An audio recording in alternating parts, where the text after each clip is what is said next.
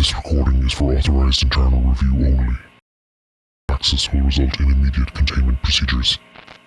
Describe a space, real or imagined, where you feel completely safe. What would happen if that space changed without warning? A space where I feel safe. Probably the library, my car.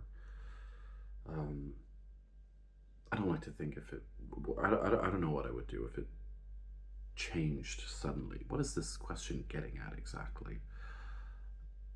I guess I'd try to figure out how to put it back.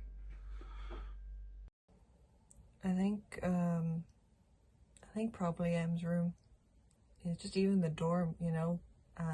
She got a shared room, but like when it's just the two of us there, and you know, it's just us hanging out. Even just, you know, she reads me some of her books sometimes. It's kind of weird, but it doesn't really matter because I just like to listen to her voice. And or we go over some of the plays I'm trying to write. It's really safe, and it smells a lot better than my room. But if I didn't have that place to go to, I think I would just find things a lot harder. It would just, you know what, it's somewhere that's just, it's okay to be and not be a hero or a athlete or a student that's, you know, it's just nice to be Max sometimes there with her. The space where I feel most safe, I would say, is when I'm surrounded by my family. And when I say family, I don't mean my direct relatives. I grew up with a large extended family who worked in the business that I grew up in. Yeah, they were great, and I just had the feeling that nothing bad could happen to me when you have that support system around you. It was truly great, and when I go back, it's absolutely the same, and it's where I feel really the most safe. There's this corner of the library. I don't really think anyone goes there because there's nothing really useful. Well, just a bunch of old compiled newspapers, I guess. But it's got a good little nook for when you want to disappear for a while.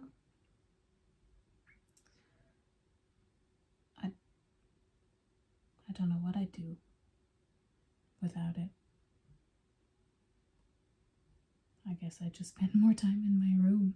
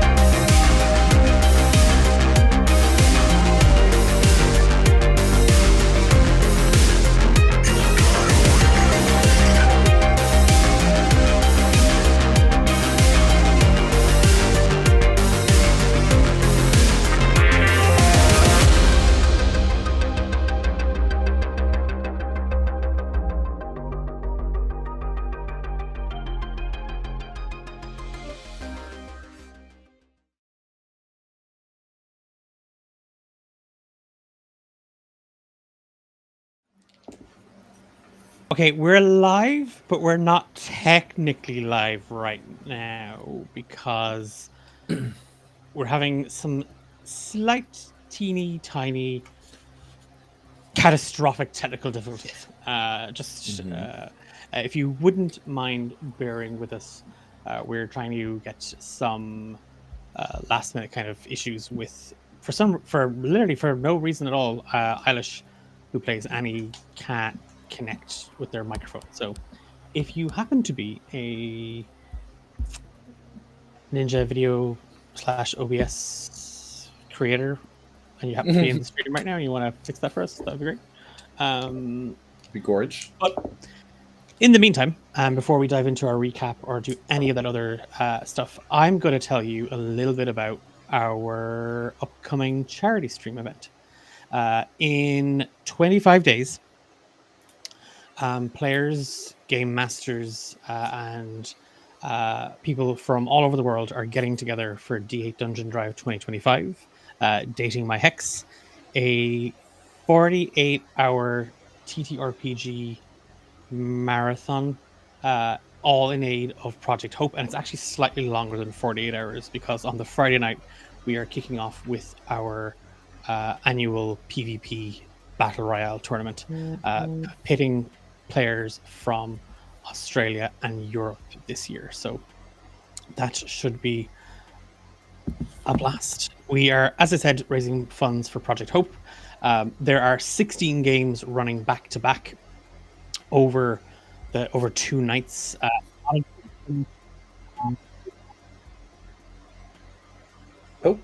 Find out. Sorry. Oh, am I gone? Sorry, you cut out there. Sorry, you're back. Sorry. Okay, it's probably because I started shaking my desk because I got very animated. And my microphone connection is very, very tenacious. It's 2 whole days of games going back to back with phenomenal game masters from all over the world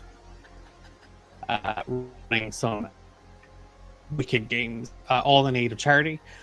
We have so far managed to raise $2,150. We are so close to our 50% goal. We have practically a whole month to go. So I would love to beat last year's record. Last year we raised $3,060 before the event even started. So we have 25 days to raise another couple of hundred to smash that record last year. So I think we're all good.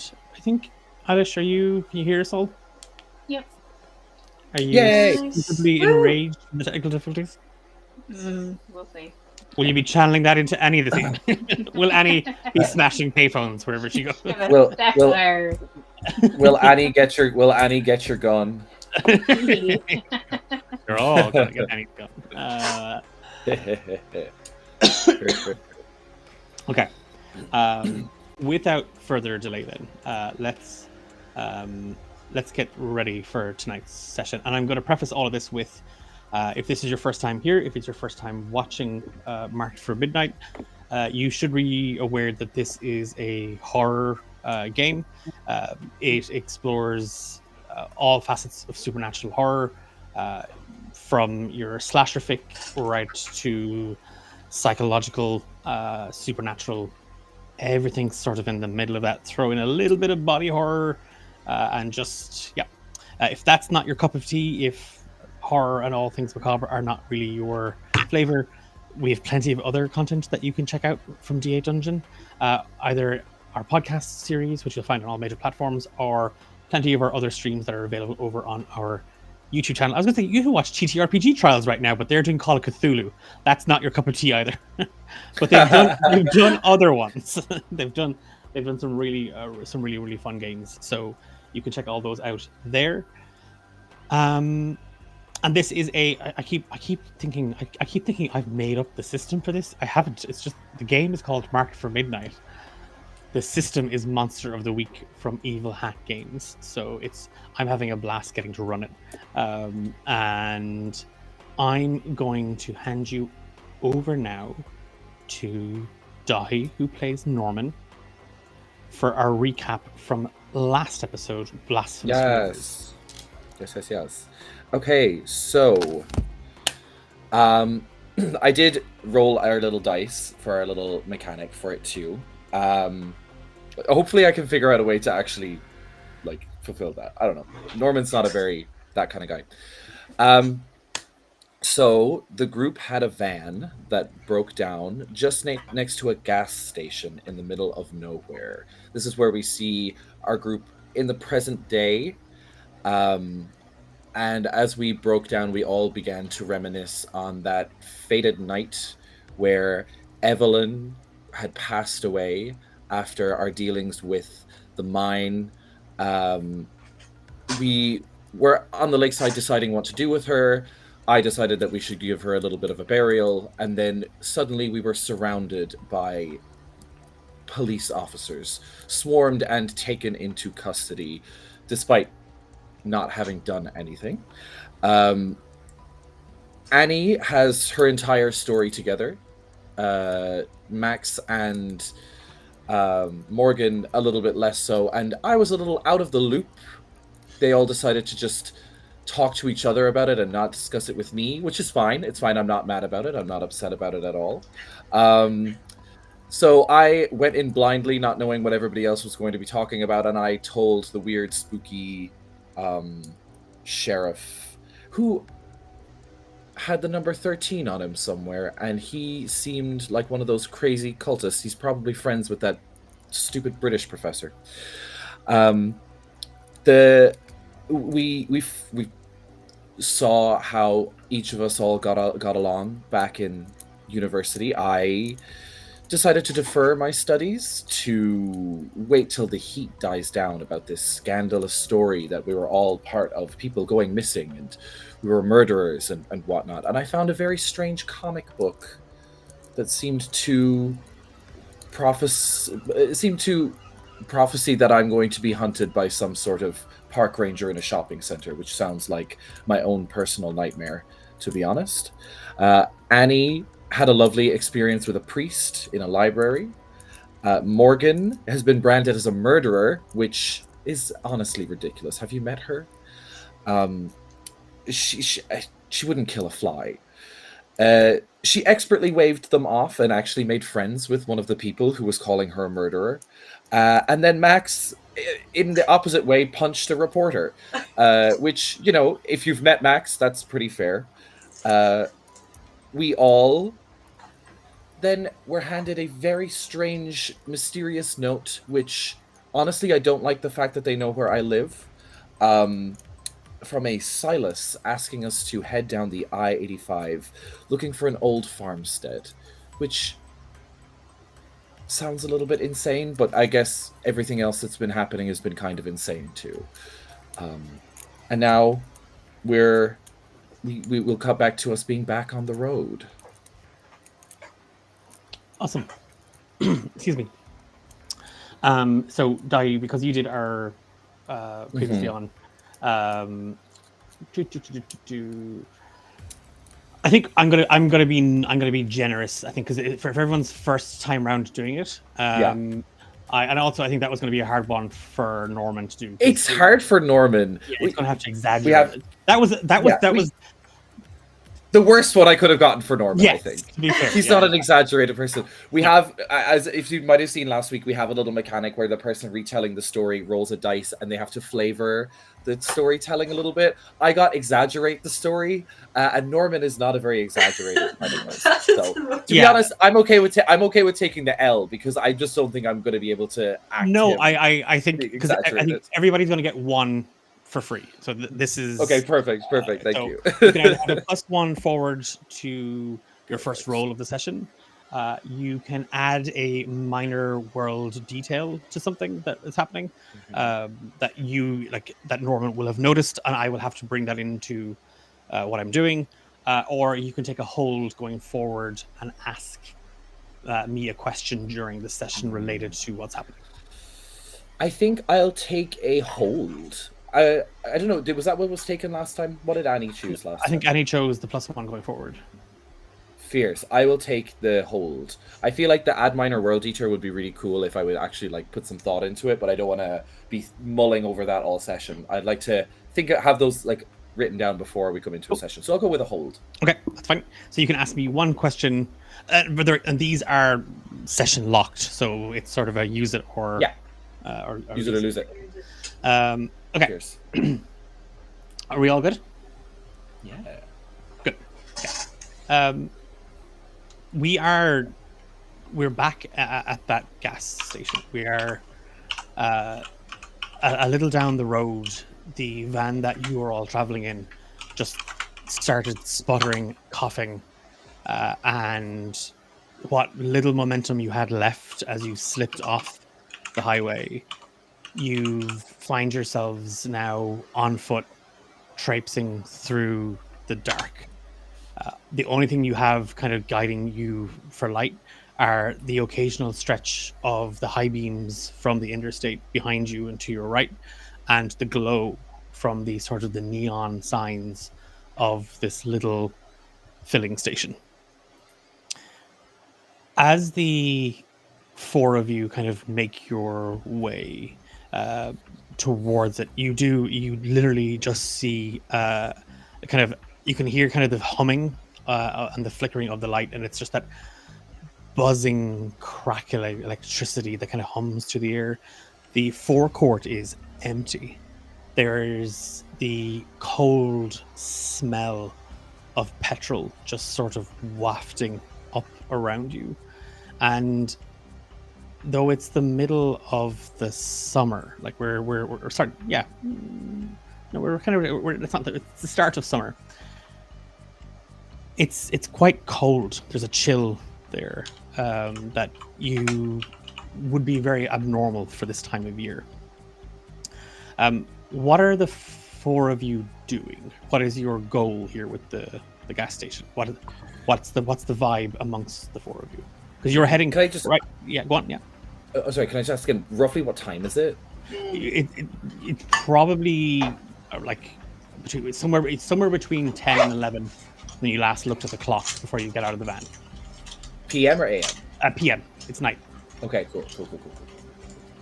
I think Norman is looking for any sign of like a mechanic that works here, because like if it's a gas station out in the middle of nowhere, it's likely that they might have someone who maybe has some jump cables or something, because this probably happens. So that's what he's gonna do. Can I look around for a payphone? You can. Ooh, a nice classic horror bit. I'm at the payphone. Max.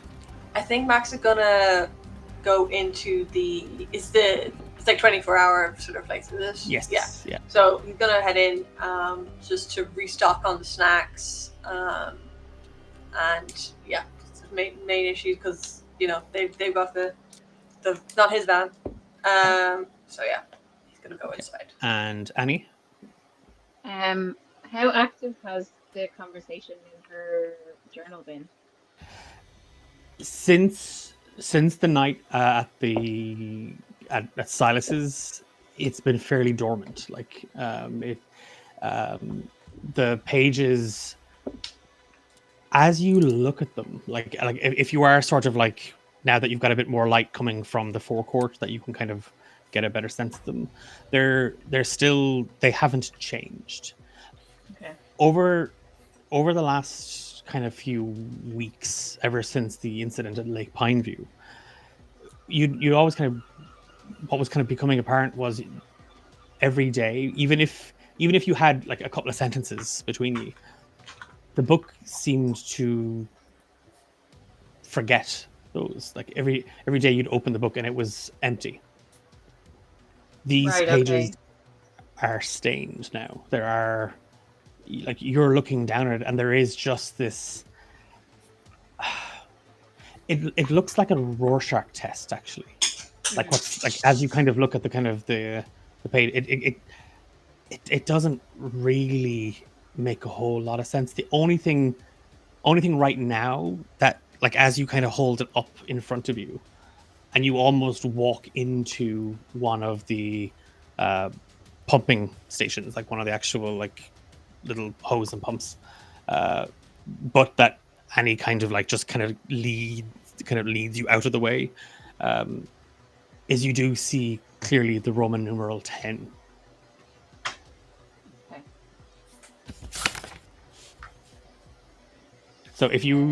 So if I have it right, if Max and Norman are going to go in Morgan wants to go to a payphone. Annie, are you gonna stick with Morgan? Like, as in, like, we won't split up. We'll 2 and 2, or Yeah, I feel like given the events of the past whatever few weeks, it'll be highly likely that she would always want company, which is weird for her. But she doesn't want really to be left on her own. Annie's going, or Morgan is going to link Annie's arm. Oops, I take it back.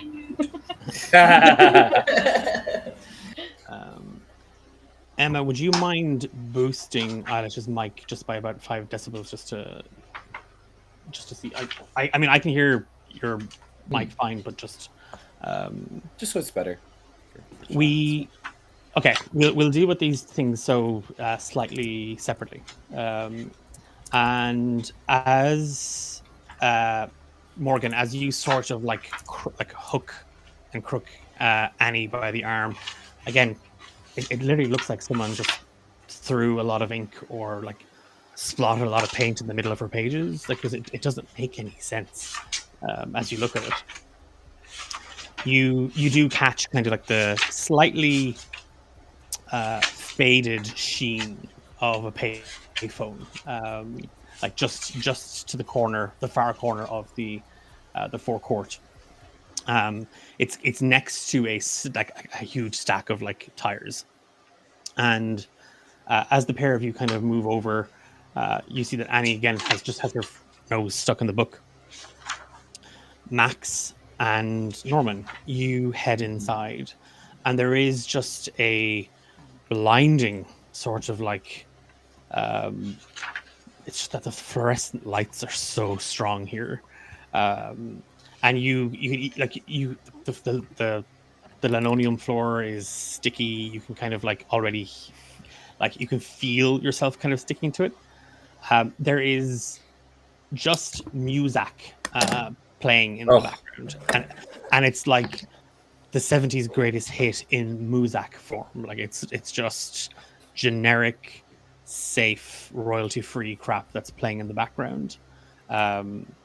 Standing there, kind of like leaning very heavily on her right hip, and like with just a magazine kind of furled up, like it's not just a case of she's got it like opened up and out. She's actually bending the edges as well in, and her face is very much planted in it. Is a tall woman who kind of looks up as the pair of you enter. She's chewing a wad of gum. She has a very, very heavily painted face, like, and it's bubblegum blue. Her hair is this sort of wash of wavy curls that are kind of like mopped up and tied into a scrunchie. And she, again, like, she doesn't say hello. It's just kind of a, and she goes back to reading her magazine. Sorry, ma'am. We were having a spot of car trouble. Is there anyone nearby that you know that could maybe give us a hand? You can call Frank. Excellent. Is he local? You got a phone I can maybe use? And then she kind of leans out. Occupied. Oh, okay, fair. Well, thank you. We're gonna maybe stock up on some provisions. Thanks. And then she just and then there is just a loud as she cracks open a can of Diet Coke. Fierce. And like she just goes back to reading her magazine. Well, I actually want to play as her, to be honest. Yeah, can I switch real quick? Sorry, switching character. Yeah. I guess then Norman is just going to help Max carry out provisions, and like we're just going to buy some snacks and like food for the journey, I guess. Okay. Again, it's not. This isn't a huge sort of like rest stop. There's like three kind of like three aisles of shelves, and like it is like cold drinks, and then there's like, you know, snack food, junk food, then there's like deli sandwich type stuff, and then right next to that then it's sort of like motor supplies. So like again, brake fluid, cables, like fishing gear apparently as well. There's a bunch of that here too. So if you are kind of just filtering down and like that, it's like picking up there's a magazine rack as well, just sort of like just a bunch of, again, the National Enquirer, like Time, People magazine, all that kind of just lining kind of a back row. There's, again, Max, you can like, it's, if you're just looking at junk food, it's like the only good thing really about these kinds of places is they have the real junkiest of junk food. Like it's the off-brand stuff that probably shouldn't be sold or consumed by human beings. And again, like there's a slushy machine that's just whirring, and like the colors are not colors that humans should consume, but you are kind of like small kind of basket just throwing bits and pieces into it. Norman, what are you kind of I think Norman, knowing that like we have to call somebody else for that, and the phone, the girls are already at the phone. I think he's going to pick up things like a spare tank of gasoline, like stuff that like he thinks could solve a problem if this happens again. Like, but like a little quick fix stuff. Gotcha. Maybe some extra oil. If there's like just any like anything that isn't like food supplies that he can pick up, he'll try and pick up. Yeah, again, there's it's this aisle is kind of a mishmash of like like engine oil, brake fluid, wiper fluid, novelty dice, ladies in grass skirts that wobble, all the essentials that you need for I think he'll pick up a pair of fuzzy dice for Morgan. Okay. Because he feels like she'll like those. Okay. If I can be bold at this point, and we will come back to Morgan and the payphone at another point in this session. At this moment, Norman, as you pick up the pair of fuzzy dice, and they are like this, it's neon purple with green dots for the little numbers. It's a six-sided dice, but they've put the number 4 twice, like on one of the dice. It's got like it's like one of the dots fell off, or they added a dot. The dice are not right, and you are kind of trying to, how does this happen? Like if these are mass produced, you kind of lose yourself in this sort of like I'm doing a little stock check of like I've got this. Should I try and get like a puncture repair kit? Is that a thing I can get? The doors open to the gas station, and again, there is just kind of a grunt out of Angie behind the counter. Max, as you make your way to the back, and again, you are kind of slowly hovering towards the slush machine. In the corner of the gas station, as you hear the doors kind of open behind you, it's not even a thing if you look back, you can just look up, because there's a mirror up in the corner that kind of shows the whole store, and you can see Angie. You can just about make out the top of Norman's head, and he's definitely saying something. And you see that somebody else has come into the store, and you're like, oh, it must be Annie, it must be Morgan, maybe somebody has kind of come in. But you actually catch them kind of round the corner, and they're kind of moving in up behind Norman. And you see a man wearing a park ranger's uniform. And he's just standing there. And we cut back in time. I hate you. We knew it was coming, but like. No, I knew it was gonna happen. I'm so scared. Oh, the kickoff was free dice. Love that. I'm always going to mislead you with furry dice. Yeah. Yeah, you know, I couldn't help myself around the fuzzy dice. I had to pick them all. Morgan would like them. Traps. You all being nice to each other is a trap.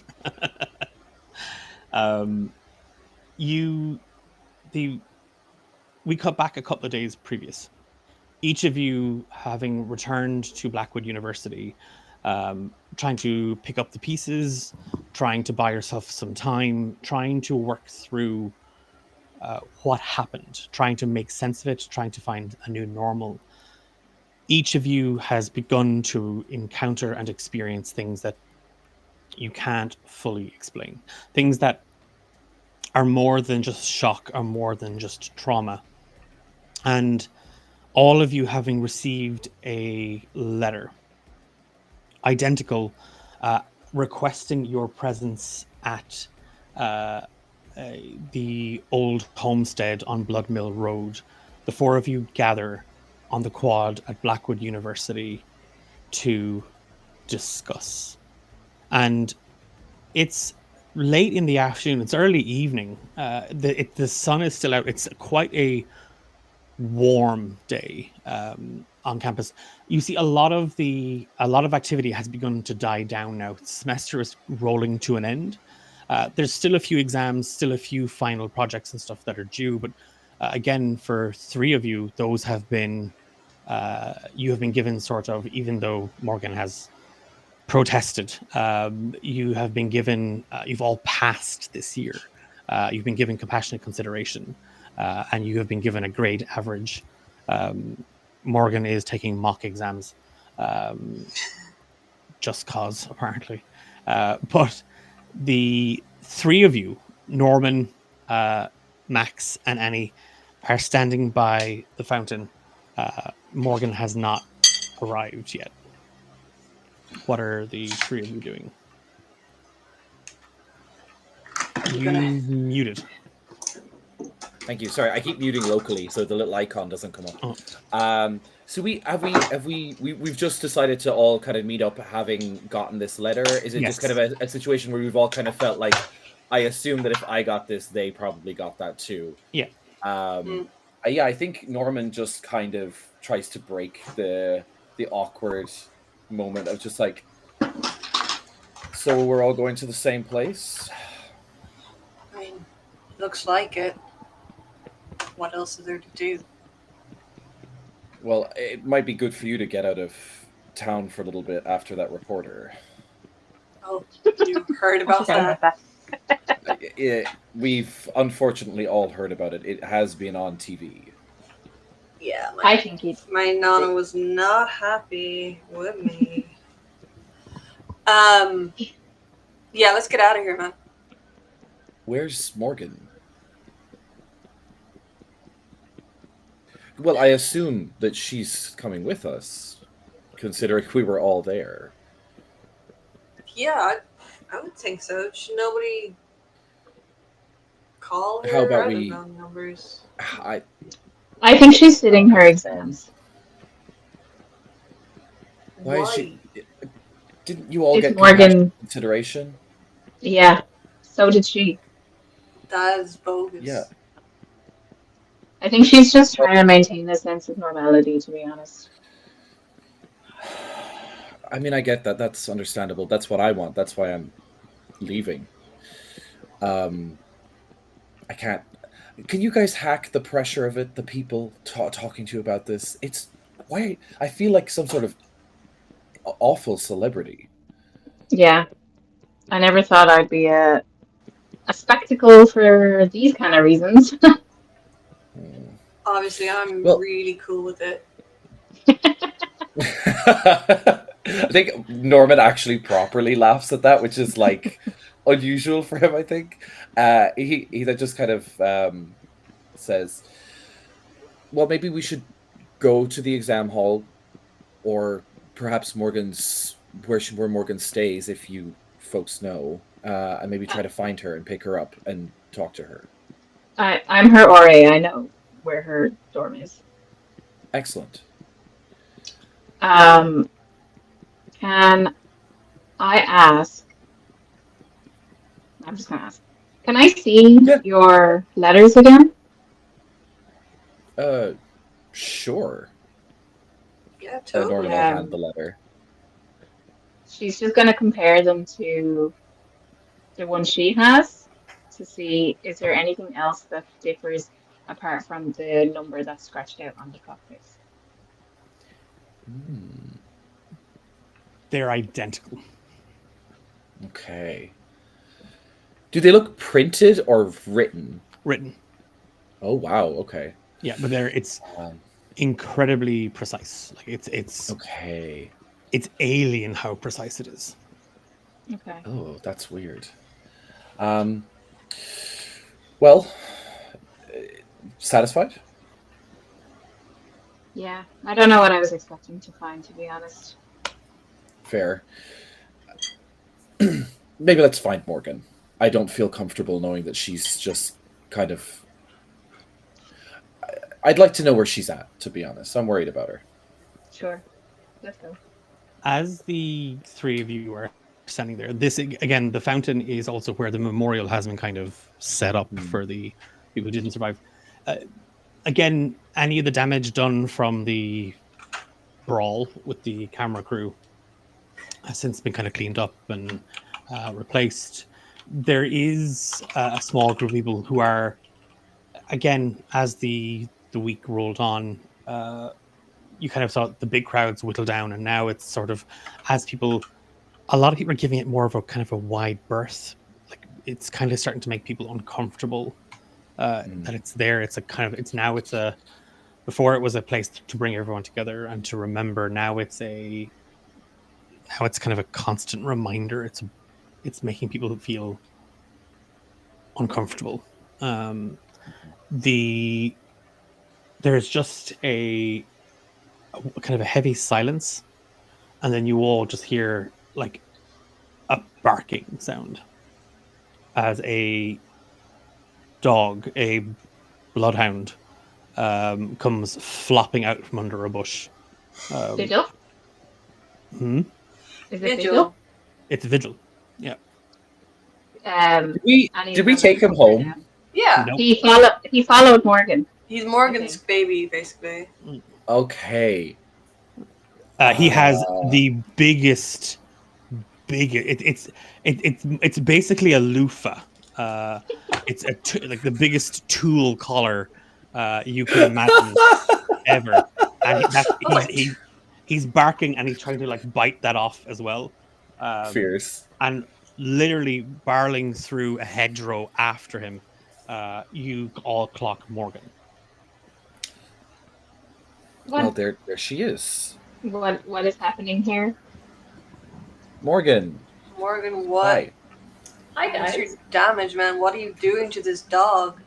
Oh, he loves it. I love it. Look how beautiful he is. I mean, he's beautiful anyway, but you know, I just want to accentuate his beauty. Eyes check. Did you Dexter? Did you get a letter? Oh yeah. I just threw it out. Yeah. So you're not coming with us? Nope. Morgan, you're coming with us. Morgan. No. I have exams. I've been. You don't have exams? I want to do the exams. I'm not letting. Well, you can. No. Take the exams in the car on the way by yourself. Just Log in I online. can bring. I have a lot of pen and paper. I've graded many an exam. I can put on a different hat for it. You are all very sweet, and I appreciate you wanting me to be there. But no.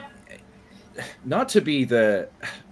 Listen, I don't really understand what's going on between the four of us. I don't understand this whole thing. The stuff with Evelyn, the stuff at the mine, that stuff was, frankly, it felt like a fever dream. But all I know is there's something happening and we need to see it out to see what's actually behind all of this. Pull off the mask, or so to speak. And as much as I don't like to believe the ramblings of a dying old crone, you are very important to this, Morgan. Thank you. I have one question for you. Shoot. Why do we need to take the mask off? Because it can't be real. Like, this is all just a bunch of... something's going on, and I want to know who's behind it. I want to know who's pulling this kind of nonsense. Who's taking people out to a fucking campsite. And he's very he does look around and make sure that there's not many people, like, around us as he's, like, openly talking about this, because he doesn't want the scandal to be like, oh, the four were out talking about what happened, you know? But he's kind of a little more quiet. He's just like, because it's insane. This stuff doesn't just happen. There has to be a reason. There has to be something behind it. But surely people more qualified than us, kind of looking directly at Max, would be better. Oh, fierce. Yeah, right. would be like, I mean, we've told, like, you know, this is going to keep happening, and then it's going to be somebody else's problem, and we'll be out of everyone's conversations and whispers. Can all of you give me a sensitive roll, which is your 2d10 plus your weird. Or 2d6? Sorry, 2d6. Yeah, 2d6. Yeah. A sensitive roll. Oh no. Okay. Okay. Oh, I have a -1 to weird, and I got a 10. I got a 9. I think I've got a 0 to a -1. That's a 5. Okay. Mark experience. Oh, yeah. Annie? I got a 7. Okay. Oh, nice. It's at least a success. So, with this, as Morgan, as you are sort of like explaining that there's really just you know, let sleeping dogs lie. Let's just get on with life. Let's just ignore what this letter is on about and just get back to just living your life. Vigil starts as a low growl, like, and then it gets more animalistic. And as you all kind of turn and look at him, you see that the fur on the back of his neck is standing, and he is low. His teeth are bared, and he's staring at the Vigil. He's growling at the pictures. Oh.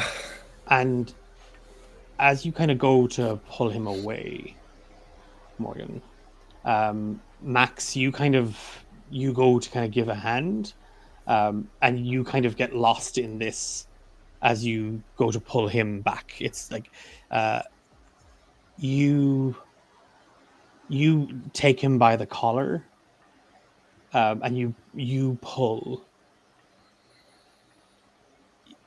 You find yourself just standing on the edge of a cliff.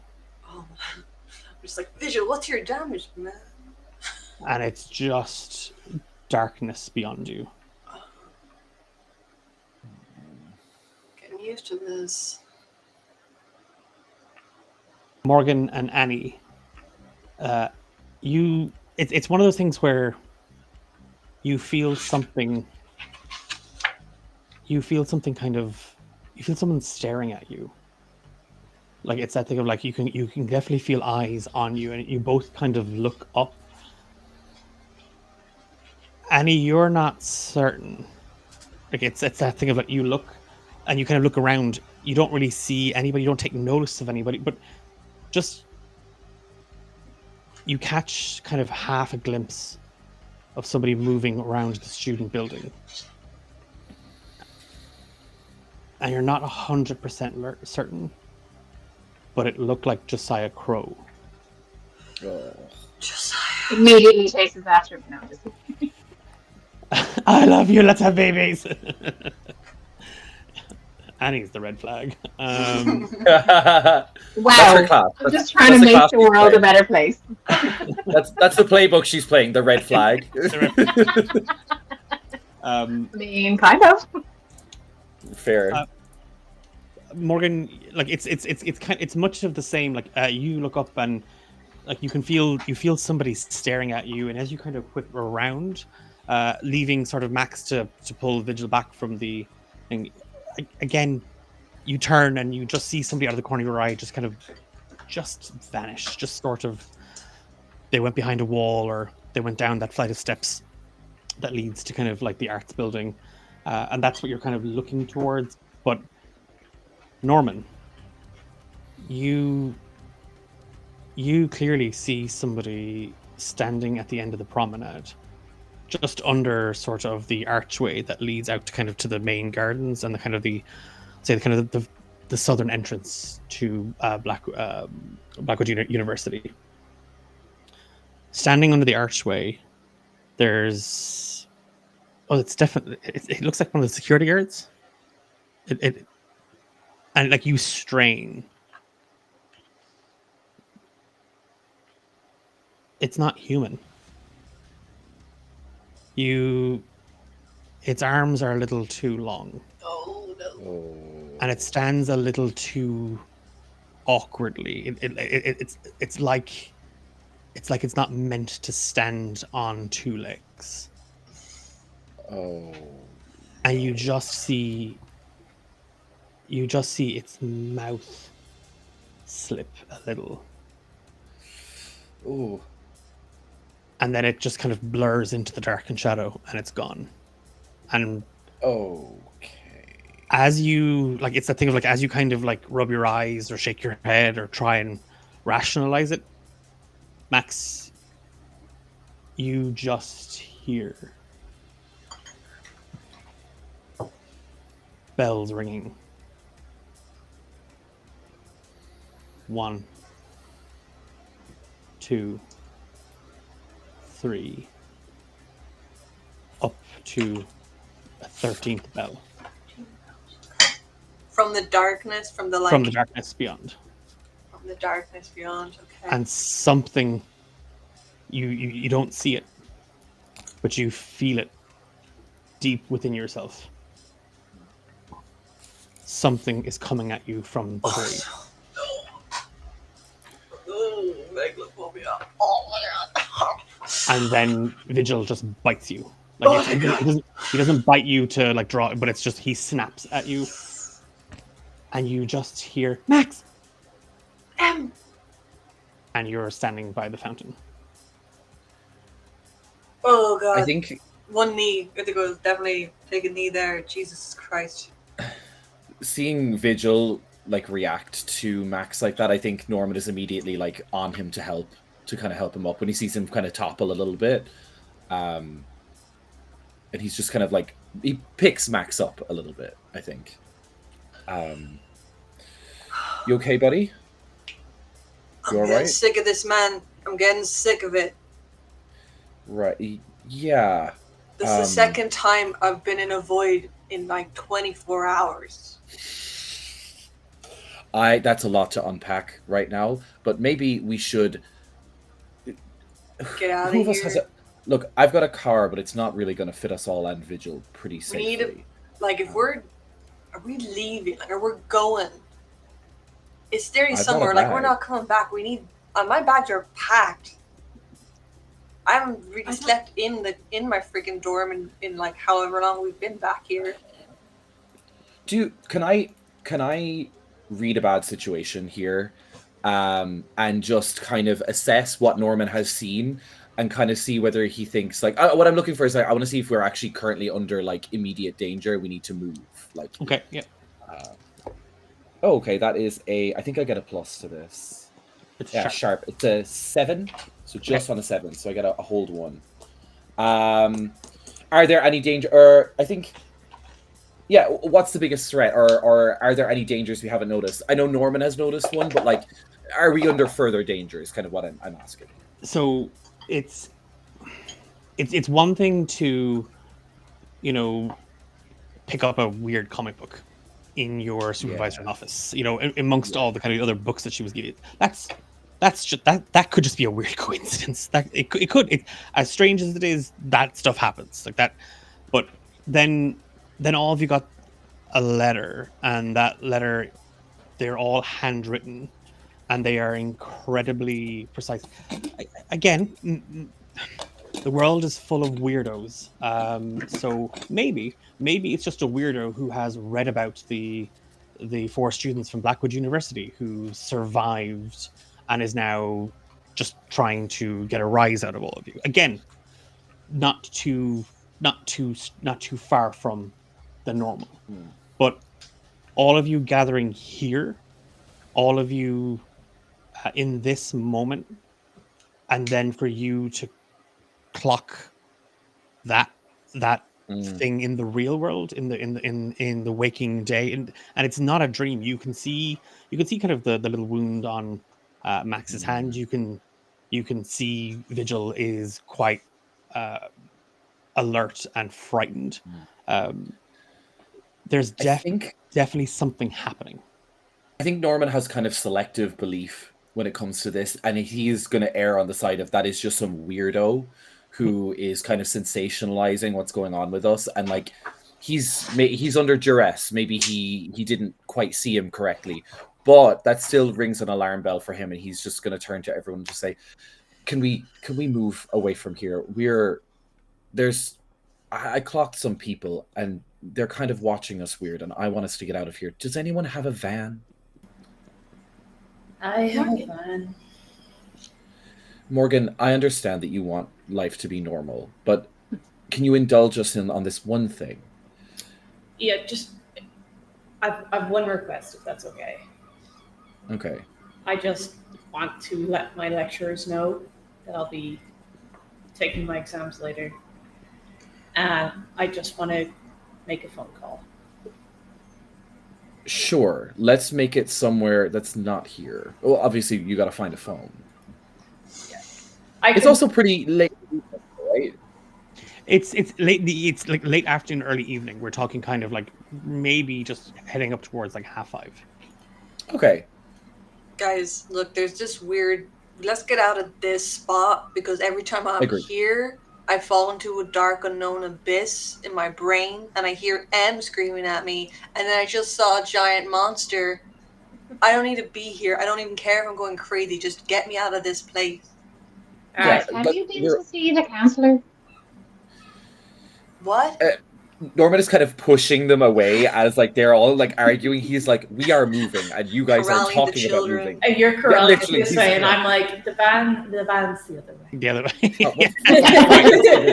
I'm gonna pick Vigil up because they're slow dogs, and I'm gonna tear off his fucking tutu collar, give him a pet on the head, be like, "Thanks, bro."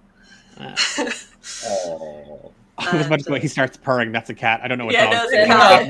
Not just panting, licking face, and they're gross. As you pick him up with Morgan, sort of like with Norman trying to shepherd everybody, and then Morgan trying to steer you all back in the right direction. You pick up Vigil, and he doesn't attack you, he doesn't bite you, but he's still very much in alarm, and he doesn't take his eyes off of the fountain. Morgan, are you kind of leading them towards like the parking lot? Yeah. Can you describe what the family van looks like? Yeah, so it's from probably the late 60s, early 70s ish. So it's a good 10, 15 years old at this point. Morgan grew up in the world of entertainment, specifically the circus.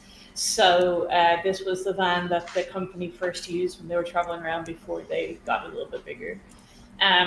It's spray painted like a dark purple with some clowns and ladies on it, as you would see at any fun fair. And it's a little scratched, a little banged up. It's got a mattress in the back for unknown reasons. And that kind of thing. So yeah. It's a 1970s Dodge van. Yeah. Fierce. And yeah, this is certainly something. Poindexter, what the fuck is this? Am I Poindexter? Yeah. Oh, this is my. Wow, my- I feel almost hurt that that's not me. You're not the one who's elected to do exams this year, man. You're all right. Does that say something about my character that I feel offended that you're not calling me the nerd? Maybe, I don't know. I was gifted this when I turned 18 and passed my driver's test. And, Hell of a gift. Yeah, I spent a lot of my early years in here, and yeah, it means a Were lot. you born in the back of this thing? Were you made in the back of this thing? Potentially. Probably. All of you give me just a sharp roll. So cool. Just 2d6? Except Morgan. 7. Let me just check Boing. my sharp. That is a 10. Okay, so for Annie and Norman, it is just wow. That's a lot. That's. I mean, it's great. It's a lot. Yeah. You, on the other hand, Max, you like as the side door kind of opens and slides back, you clearly see, like, amongst this spray painted Renaissance circus fiasco, you clearly see a little girl in a ballerina costume that looks exactly like Morgan. Oh, man. She's juggling. Oh. Dexter, can you still juggle? Yeah. That is something What do you mean to see. Still, Morgan, I am genuinely shocked every time I learn something new about you. All right, let's get in this thing. You mind if I drive? Yeah, sure. I mean, why not? I'm just going to spin around to my building. I'm going to jump into my course coordinator and just let them know. And then we're coming with you. Yeah, that's fine. I'm going to drive around. We're all going to drive in the van, and we're just going to go to the building. I'm going to jump in and tell them, and then I'm just going to. There's a payphone right outside. I'm just going to call my mom and just let her know what I'm doing. Sure. Good. Okay. You, with some directing, Morgan kind of points you to kind of one of the faculty buildings that her coordinator, again, it's one of those things where clearly this poor lecturer has been sort of, you were just given the first open office. It's the mechanical engineering building, and you have to drive around the back to get to their office because it's quicker to go through one of the fire escapes. You all watch as Morgan goes to head inside, and Morgan, as you kind of go to pull the fire escape door open, standing in front of you, you do see a rather exhausted and exasperated looking junior lecturer holding a brown leather briefcase, and you see your course leader, Professor Jins. Professor Jins, hi. Miss Berry, good evening. It is 5:30. My office is closed. I'll be less than 30 seconds if that's okay. I promise this time I'm not going to delve into my. Okay, no, so what is it? Just can we? Sure. I got to take off for some time. I'm not sure how long. I've taken. Great. Four of my required exams. I have another 3 to go. There's no required. Again, Miss Berry,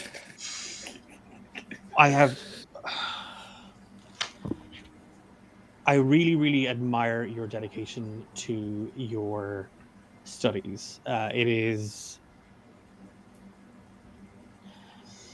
You will not. You again. You have received A's in everything. Like please take the compassionate consideration. I've given you next year's recommended reading list. You can get started on that. Yes. They're in the van. I'm taking them with me, so all good. Great. Well, I wish you a fantastic summer. You and your, and then the professor kind of looks at the van and, is that Norman Mann? Just Yeah. it's a normal 35-year-old man hanging out with the rest of them. He just gives a little, as he obviously looks over and he just kind of. This is the 80s. Don't question it. I really have, yeah, and he's just, yep. I have a good summer. I'll take them as soon as the next semester starts. I really appreciate you doing this for me. And yeah, thank you. yeah, Thank you so much. and he's already kind of like okay, and he just closes the fire escape behind him. Okay, great. And then she'll go down the fire escape now. There's a payphone just inside the building. Okay, and there's just kind of a out of him as he kind of, you all watch him look over his shoulder, like seeing if Morgan's following him, and then doesn't quite sprint to his car, but he walks at a brisk pace to his car, fumbling for his keys. He gets in and he pulls out of the driveway, like the parking lot, as fast as he possibly can. Morgan, you all have a clear sight on Morgan as she just kind of comes down the steps, walks to kind of the corner of the building, and there's a payphone just there at the edge, near kind of the footpath, the small little green and the corner of the engineering building. You are dialing. Yeah, so she'll put her quarter, she'll turn her back to the van just so they can't see her face, and her facade kind of drops when she's speaking to family and stuff. And yeah, she knows she generally knows where her mom sends letters of where she can reach her every time they move with the service. And she'll ring the number and say, Mom? You'll have to speak up, hon. I can't quite hear. Welcome to Betty's Diner. How can I help you? Hi, is Mom there? I don't know if I can't remember if I gave her a name. Is Shirley there? Shirley!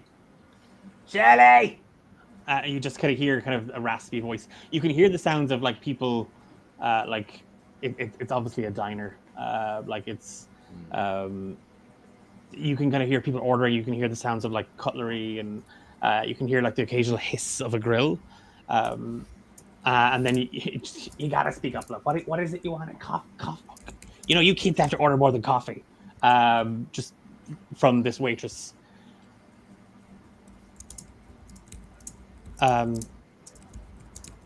Shirley speaking. Mom.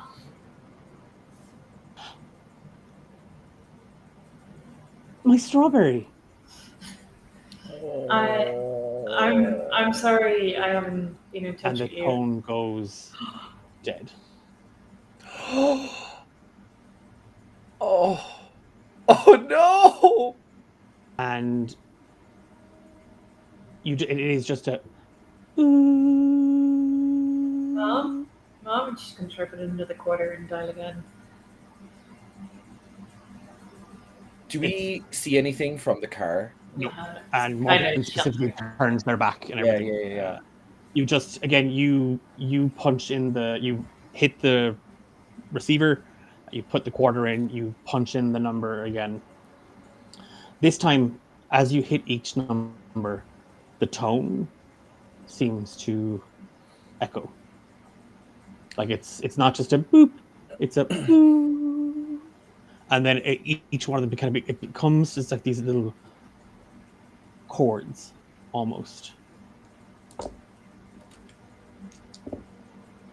And then there is just silence. Mom, are you there? You hear this ear-piercing scream down the phone, Morgan. It sounds like 1,000 birds have been strangled. It sounds like someone took the sounds of your voice and cut it in half your ear bleeds, your vision blurs, you take a point of harm. As Can we hear any of that? You don't hear it at all. No. But all of you watch Morgan just crumple in front of the payphone. Okay. That's my 4th point of harm, but is it the same thing?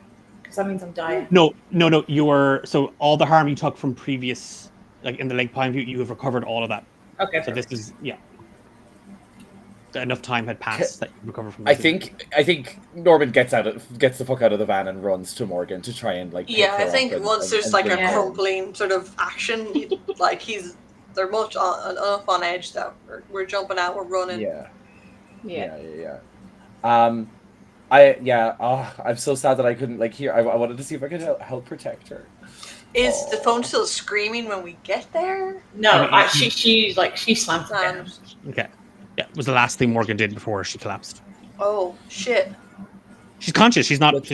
But it's just the sound was excruciating. Morgan, are you? Oh yeah, no, I'm fine. All good. Sorry. It was just a little shock came from the phone. So Morgan, you're bleeding. Morgan, you're bleeding. It's fine. Yeah, we're all good. Let's go. Okay. Let's go, dude. We gotta fix your ear first. Come on. Look, I have some medical supplies in the van. I brought a big bag. Got a bag of holding. I want to roll insight on Morgan so much. I'm just like, I wish me wishing for roll 5th edition insight. mechanics. Yeah. Me wishing for 5th edition mechanics right now. Yeah. I think we'll try and just get the hell out of there. Get out of Dodge. Morgan, as everybody kind of like gathers around you and they kind of help you up to your feet, your ears are still ringing. Like you can hear everybody, but it sounds like it's like an earworm. The sound. It is persistent, and it's you can feel it inside your eardrum. You can feel it in your teeth. It's like chewing on tinfoil. Like it's a feeling that doesn't want to leave. And even after everyone kind of escorts you and you fob everybody off, and it's it's okay, I'm fine, I'm grand, and like you're handed a little bit of like a wet wipe to try and like to wipe away the blood from your nose and your ear. You all get into the van, and Norman kind of giving you kind of a once over and a bit of a side eye. You all kind of spill down the road. The van is as tasteful inside as it is outside, and you can clearly see that it's gotten kind of the Morganberry special treatment. Everything has just been made to look a little bit more comfortable, a little bit more floofier, a little softer. And there's throws and there's pillows and there's little teddies and all sorts. There's a lava lamp that's not plugged in. A little bed for Vigil. Yeah, there's a little bed for Vigil. But you head out onto the road, and it's the you drive in towards the town of Blackwood, and you're looking kind of for signs for Bloodmill Road. You make your way. It takes you the better part of kind of between Morgan, the meeting with their course coordinator, the phone, and then kind of trying to suss out your bearings. You've been at Blackwood for quite some time, but it's more just which way are we getting there? What's the fastest way to this thing? You head out onto like a highway, and from there, then it's a drive out onto a local road. That then you see a sign for Bloodmill Road that cuts off from this main road, and you're now kind of traveling down a dirt road. It is late into the evening. It's just we're at the cusp of kind of 8:30, 9 p.m. When you all spot a house in the distance against a setting sun. It is an old homestead. Like it looks like you can see kind of what might have been like a barn or a silo in the distance, and there is just fields. It looks abandoned, and you would swear it was abandoned, except for the fact that you can clearly see a porch light on. Well, looks like we found our place, probably. Seems a little... spooky. It's so suspicious. That's creepy, man.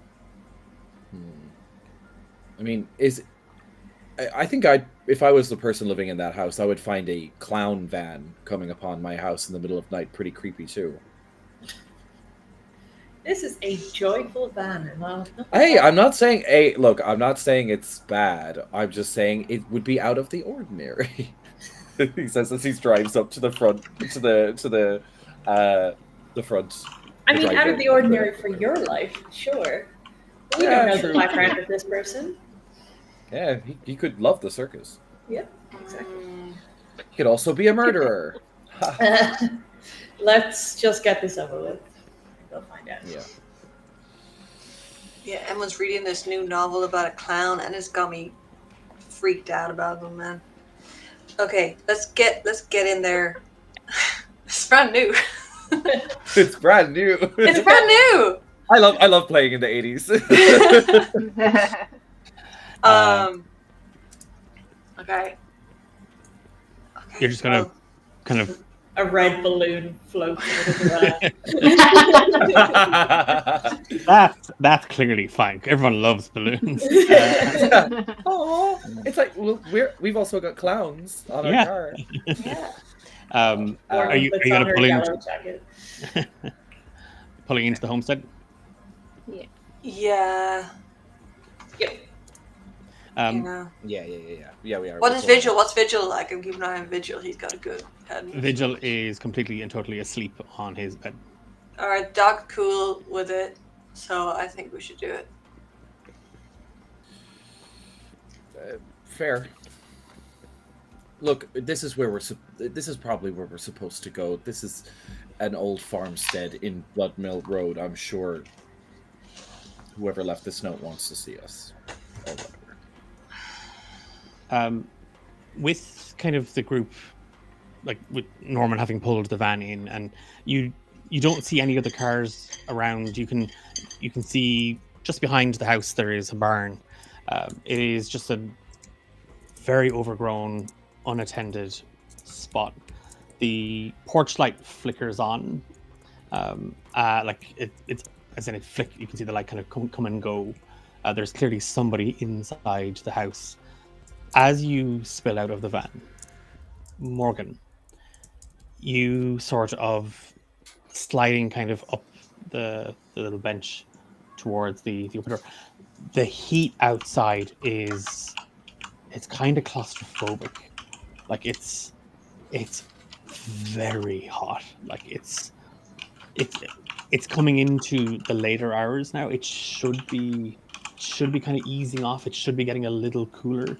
But there is just this sickly, oppressive heat, and you can taste it. It's that sort of sweet, sticky sweat that like just hangs in the air, and you feel kind of the crunch of the gravel under your feet as all of you kind of hop out of the van. And Morgan, the radio turns on. And you hear the melody for Only the Lonely starts to play. But it's wrong. It's off key. And it's really strange. It sounds so familiar.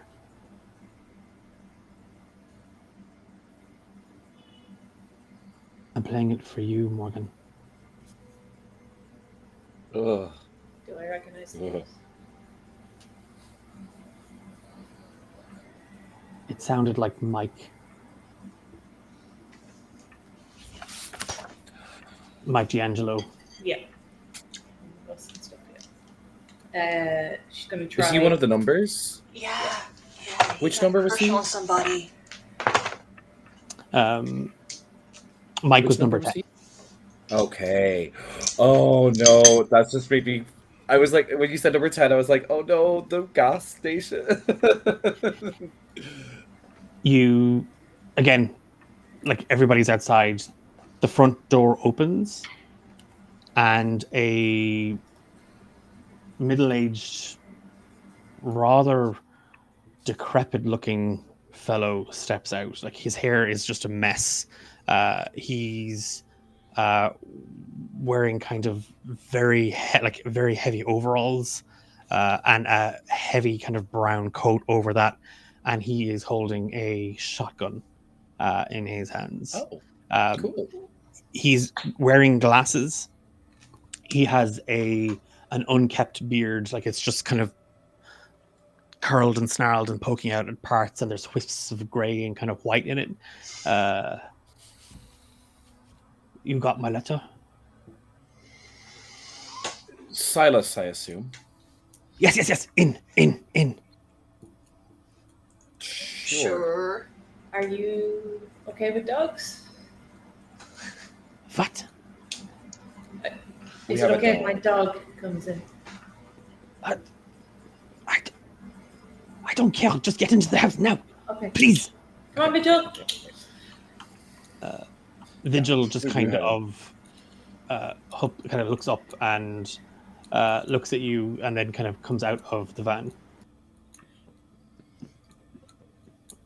You're all following inside? Oh, yeah. Vigil stops at the door and then just like puts himself, he just sits down and kind of lies down in front of the door. It shuts, Morgan, behind as you enter. Oh, the dog's not cool with it, guys.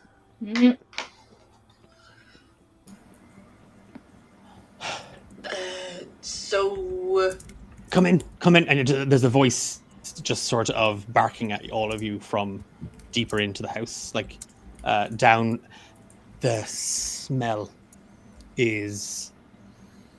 This is the sickly sweet thing that you could smell. There is something rotting in this house. There are towers of moldy books just sort of spilled up. There are boxes with papers spilling out of it. There are dozens, if not hundreds, of glasses and plates and bowls just spilled everywhere. There's heaps of garbage just piled up almost kind of above the knee. There's a staircase that leads kind of up to the first floor that has part of it has collapsed in.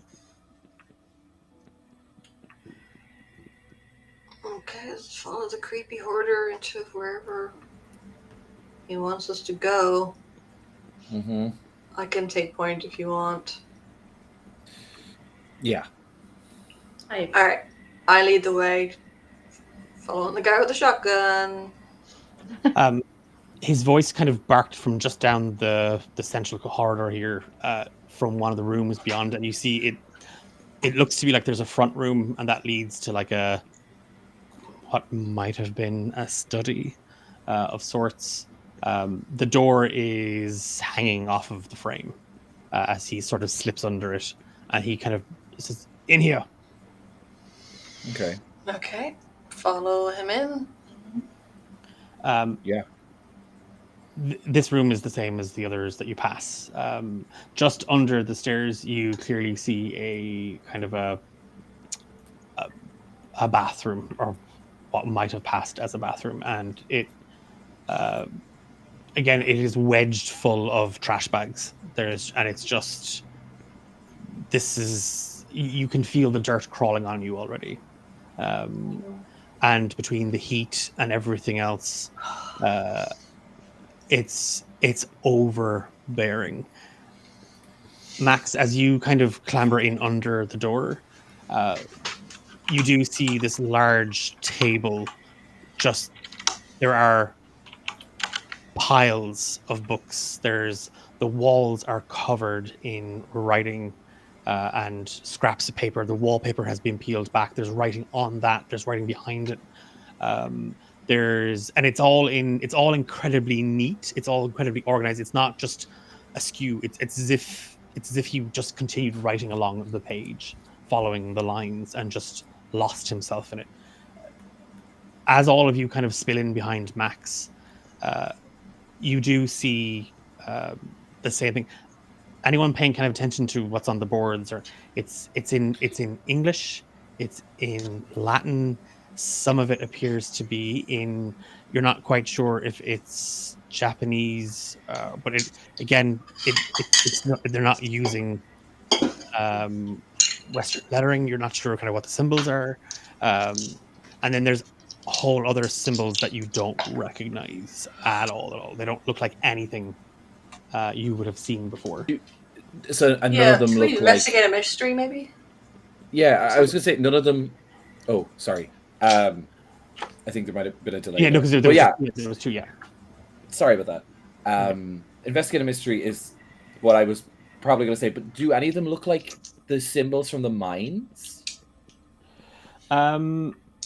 If you want to give me that as an investigative, Can I use my hold one? Yes, you can. Yep.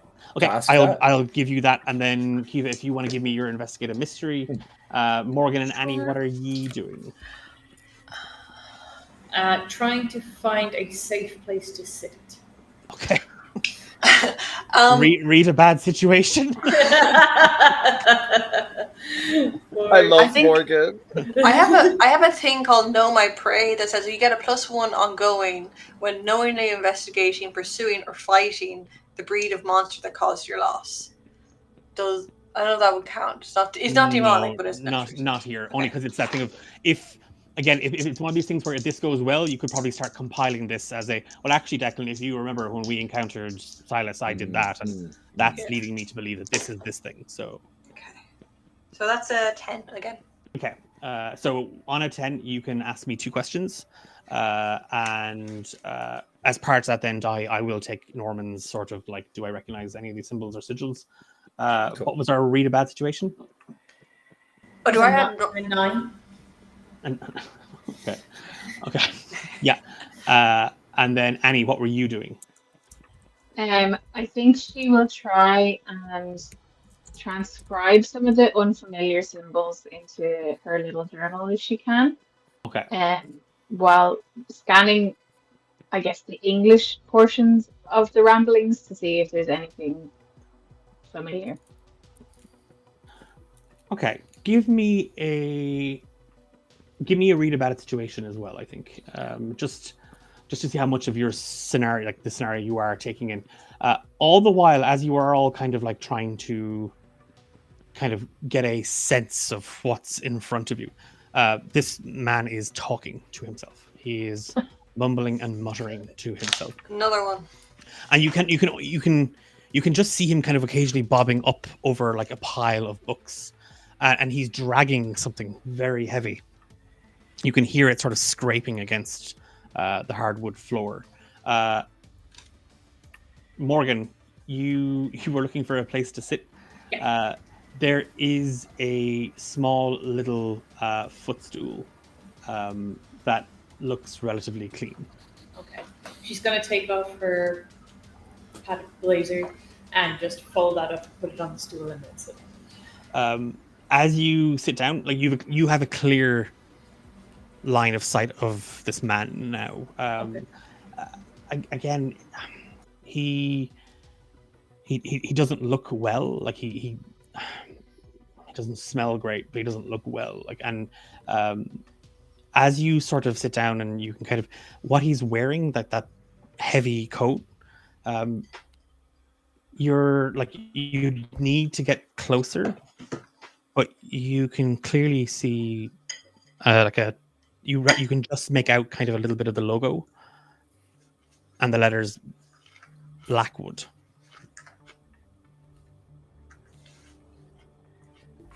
You've muted yourself, so we lost your exclamation. Okay. Are you from the university? He's completely ignoring you. Hi. Sorry. Hi. I'm Morgan.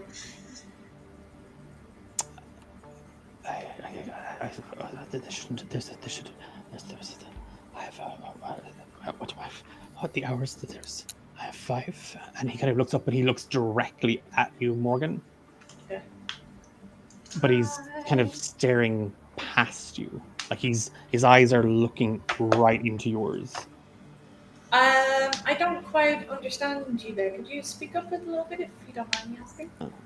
And then Kiva, what did you get for Max's? Well, yeah, you got. I know you got a 10, but what were your questions? Like, what are you?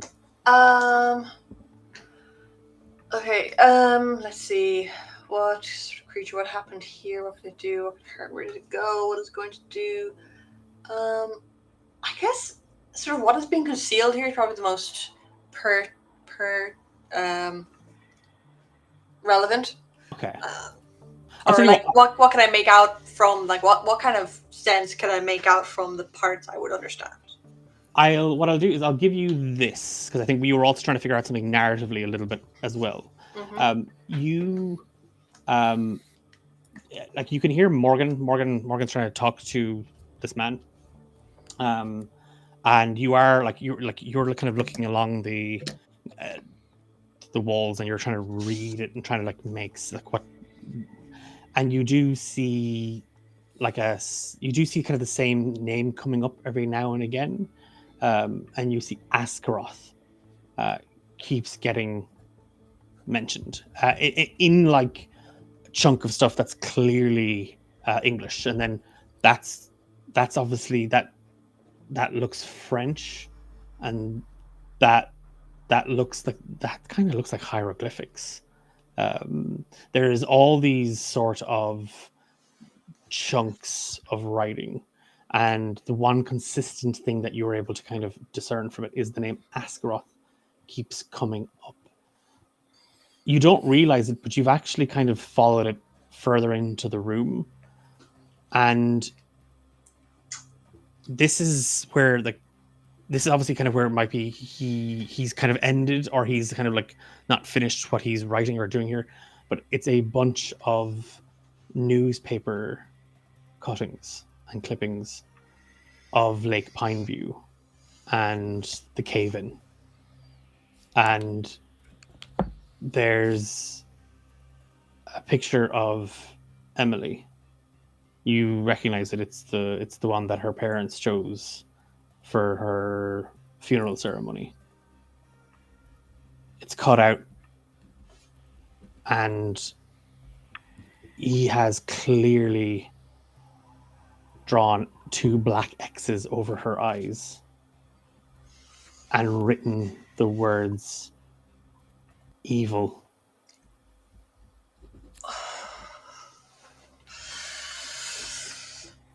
Oh, Max doesn't like that. He does not like it. He does not like it one bit. And then, Norman, your question was, are there any symbols here that you would recognize from the cave? Again, like if you're ignoring kind of like the large texts and stuff like that, you do you do see again a lot of the Roman numerals, like up to kind of 12. Occasionally, you kind of clock the one for 13.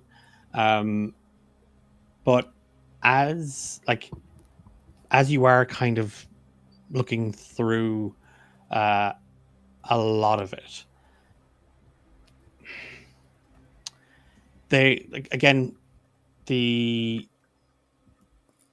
there's a lot of the kind of like where it kind of moves from like, okay, these are obviously established languages into sort of, I don't know what the hell this is. I've never seen anything like this.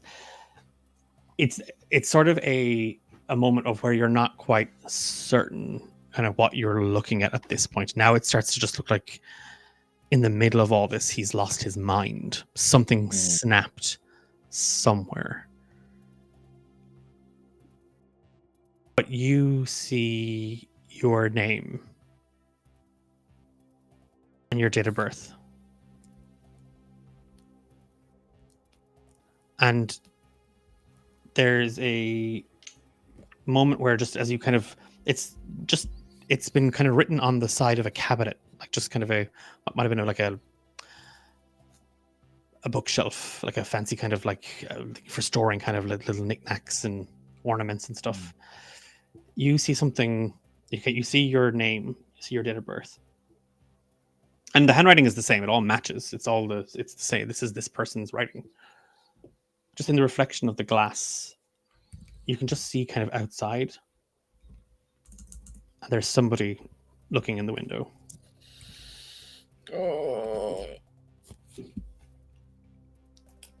Do I recognize this person? No, because it doesn't look human. Oh God. Fuck.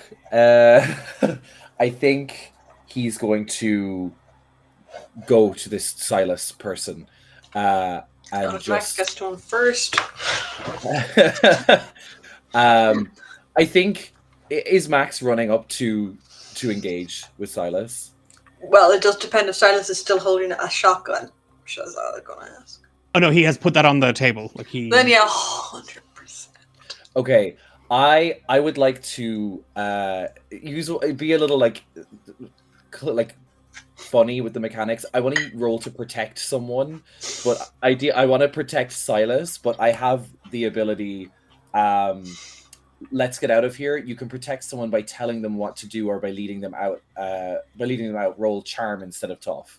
Okay. But I kind of want to put that on Max a little bit. I'm protecting him from hurting him. I'm like protecting Silas, but it's by calming Max. I guess by being like, so if Max is really in a rage, I guess.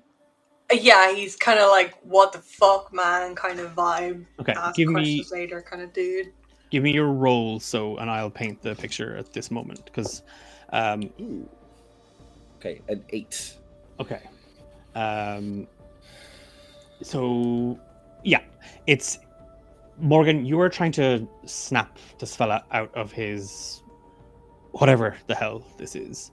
Annie, you're trying to kind of like write kind of what you were seeing, trying to kind of copy chunks of the text into this book. And in that moment, there is just this roar out of Max, who just goes spilling through mounds of garbage and these books and records and papers across the table. In that moment, Norman, you turn, seeing that thing, you catch Silas's eye as Max just grabs him kind of by the scruff. His clothes are so wet, they slick as you grab him, and you lift him up. And he's still just talking. He's still just sort of muttering and whispering to himself. And Norman, you kind of just, it's enough to wedge yourself between them both. Not quite shoving Max away, but sort of a kind of anchoring yourself there. Over Silas's shoulder, out through the molting net curtains, you can see that window, and there's nothing there. Oh, I think Norman is just like. What the fuck are you doing in my house? What are you doing here? Dude, what the fuck? This is my girlfriend. Why do you have a picture of her? Please. We don't have the entire picture here. We need to be calm. There is someone following us here. What? We need to relax. Yes. Silas, you asked us all to be here. What are we doing here? Who's following us? You knew Evelyn, correct? You have to remember. You have to calm yourself. I would like to try and manipulate a person here if I can. Oh, cool. That is a 10. Nice. That is a 10. I guess he's just like, he just wants to be like, you need to tell us what's going on and tell us why we're here. We followed you here, and now some freaky man is outside, just like he was in the college. I need you to talk to us. I understand there's a lot going on. Put him back down. Yes, thanks, Max. Evelyn. Yes, number 5. She used to be number 5. Yes. And now Morgan is number 5. I am number 6. Annie is number 2. And Max is number 8. You asked us to come here. And he hands him the note to try and jog his memory. And you see him stare down at this. No, I was going to write these tomorrow. Well, it's tomorrow. And he Or today. I don't know. He just kind of looks around.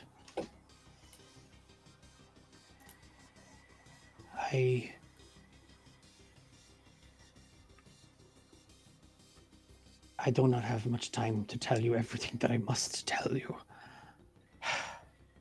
I am losing seconds. Days, Hours, even? What year is it? 1986. It's like June. And they're all dead, correct? Your the other numbers. Yeah. The other hours. Some are dead, some are missing. Not Code of missing. Emily. No, not missing. She is dead. Something took her as well as her being dead. Yes. But it There's is not something about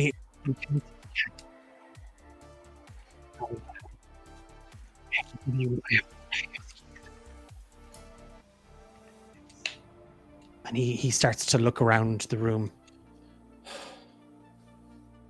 Where is it? Where is the book? What book? Annie, you have a book, right? Is this the book you're talking about? He'll, when Norman says that, she'll kind of snap it close and hug it to herself. He's not talking about this book. He's talking about the one that we left in the cave. Can you be specific? What kind of book? The one they were reading the enchantment from? Yes. Well, that's probably in Pineview still. Yes, In under a 2 cave tons in. of rock or something. No. Something took it. Unless, oh god, it's with that fucking British professor, isn't it? She got out. Didn't Why can we she? never remember her name? I actively choose not to remember her Oh, name. okay. Because she spiked me, She's got to call. and I don't like her. Fair. Do you have the book now? Did you have the book? Silas? No. They took it. When did they take the book? And he's starting to look frantic again. Okay, he's gonna Norman's gonna kind of give like a timeline of like when things happened to us, and kind of let him know that it probably happened like some time before then, just to kind of like He bridge the gap a starts little to move, like as you like, if you start filling in the kind of this is what happened and then this and then he runs to the wall, and he starts reading, like he starts looking for his notes in the walls. Like, okay, it becomes clearer to those of you that have been kind of, and Annie, I'm going to say it for you as well. This isn't just random research. It reads like a diary. He's been trying to write down the minute details of every day. He's talking about losing time, not losing memories. His grasp on time is falling away. I have a very specific question, and I don't mind if you want me to roll for it. But do we see any reference to him referring to himself as a number? You are gonna have to give me that as a Could I use one of my questions up on that? You can, if you want to. If Yeah, that's you can use that as a question. Okay. Yeah, because I think with the holds you don't have to give them straight away. Yeah, no, you can. Okay. Yeah. Again, like as he moves, like you clearly see Max in that dining room beyond, like that kind of the front family room. There's more. There's There's writing Oh, on God. every wall. Ooh. And like you are, he's talking to himself, and he's kind of half crying, like it's the like he's starting to kind of become more and more panicked, more and more paranoid. You spill into that front room. Here the writing is more organized. It seems to be sort of even better structured, even kind of better laid out, and the dates are more cohesive. There's a small stack of paper in the corner, and it has a very heavy film of dust on it. But it is dated 1966. And it is the 13th hour ritual. And you clearly see on the front of it the four letters MRGU. And at the bottom of it, Dr. Berkowitz, Professor S. Varn.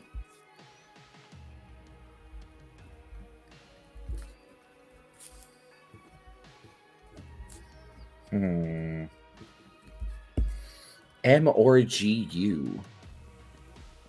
Mr. Gu. Mr. Goo. Do we have any idea what that would mean? Never seen it before. So, this is it safe to assume Silas is Professor S. Varn? Could be Could a be. safe guess. Yeah. That's it. That's a good guess. And he's going to turn to him. Was he one of the people helping with it back then in 66? If he's written something with Berkowitz. Oh, I've been talking this whole time. I'm been muted. Yeah, Sorry. I was to say no, seems like it.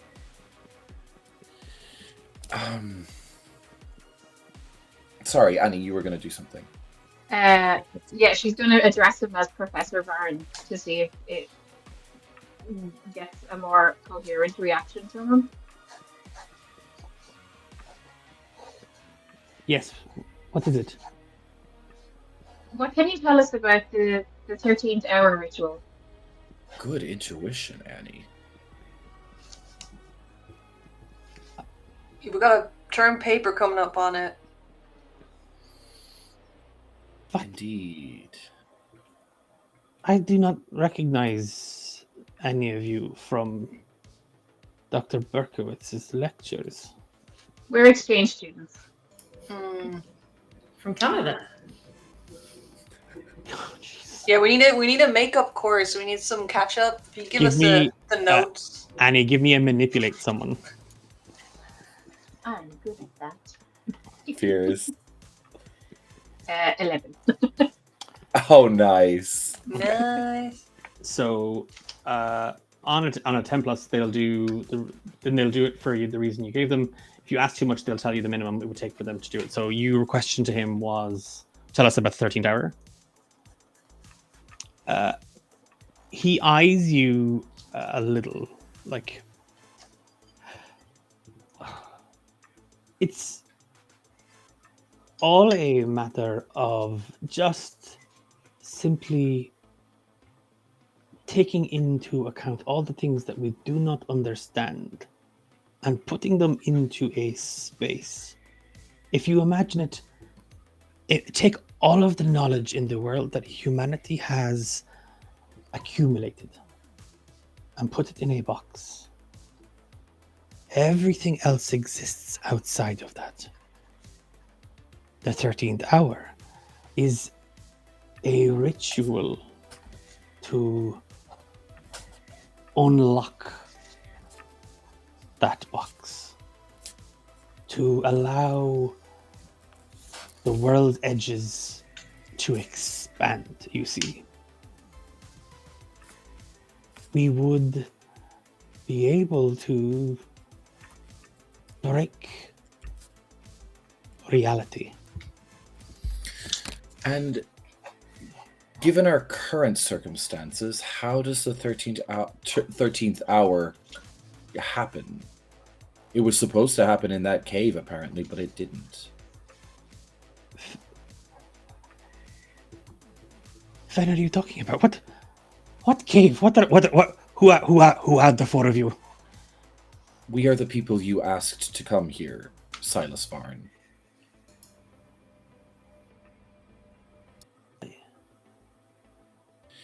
This is maybe we don't need to be here. Maybe we can just figure this out on our own. This seems fruitless.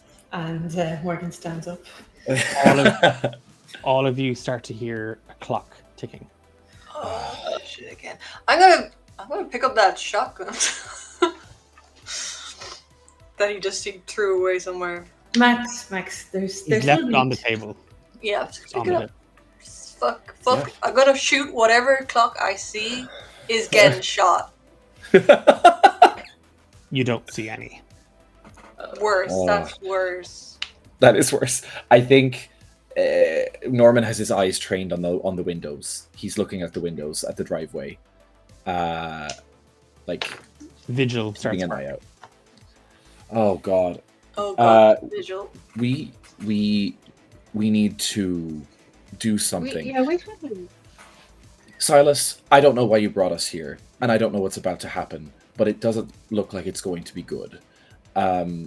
And Norman's going to sort of head back to the front door to see if he can let Vigil in. Can we take some of these things off the wall? Like, Silas, are you okay with that?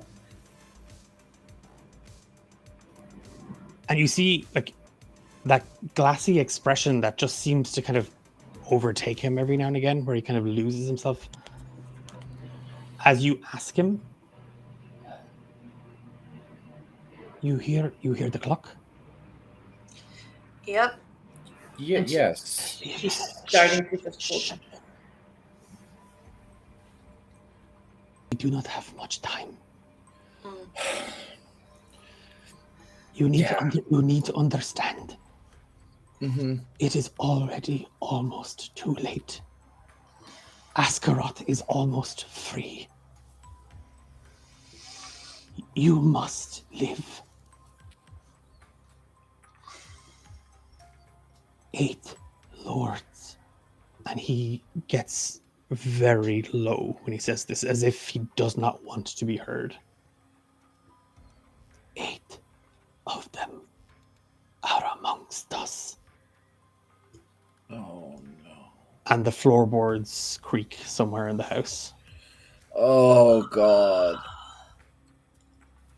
I'm gonna hold up the picture of Emily that he has.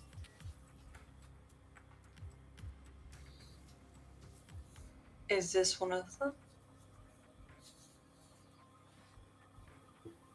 He looks at this. He looks at the picture. He nods his head. And then you hear something get smashed in the house. Like something somewhere gets broke, and Vigil starts barking violently, aggressively. Okay. Silas grabs the door and he pulls it hard shut into the frame. Cool, we're trapped in here. I am giving you all 3 questions between the 4 of you. This is as coherent as Silas is going to get.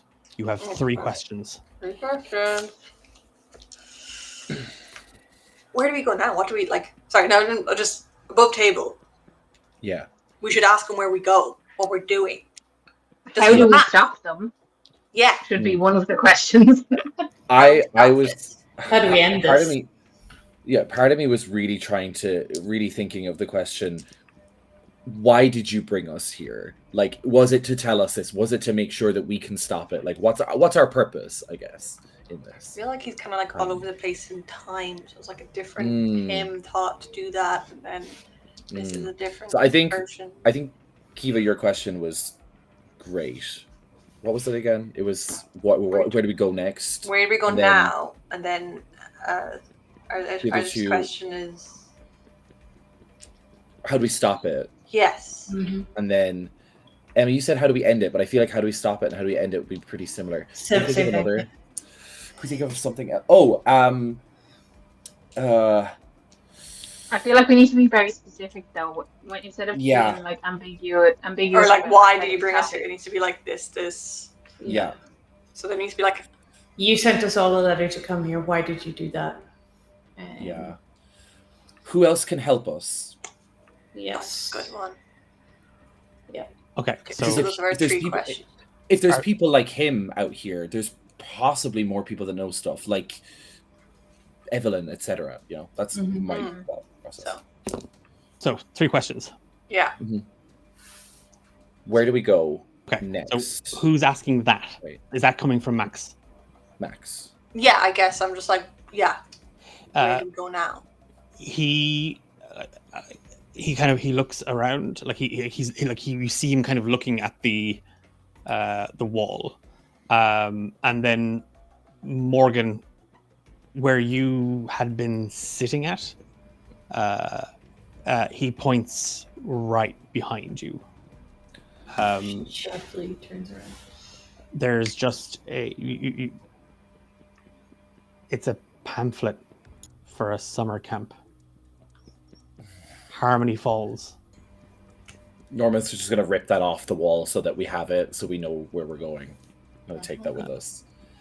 Something wallops into the wall that he is bracing against the door, and you see the whole thing just crack. Oh God. I guess Norman asks the question then, is there anyone else that can help us? And he looks around. Trust no one. Great.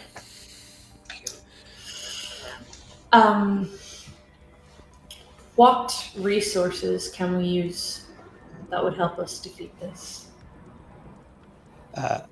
You again, as you say this, he kind of, again, whatever is beyond that wall slams into it.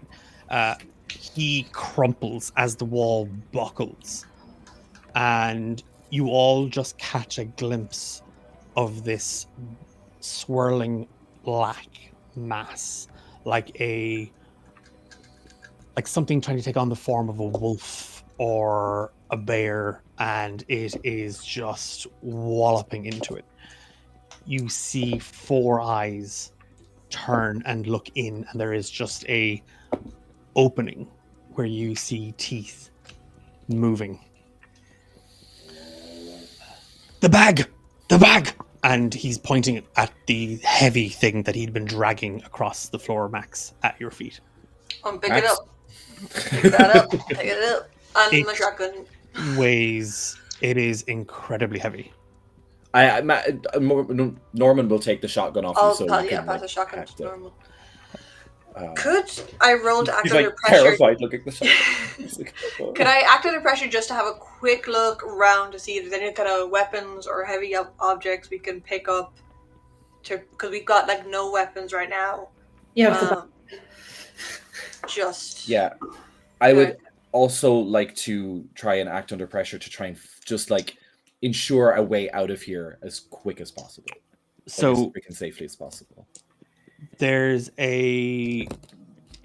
I need everyone to give me act under pressure rolls then if you're trying to do these bits and pieces. Yeah. Oh no, that's really bad. Oh god.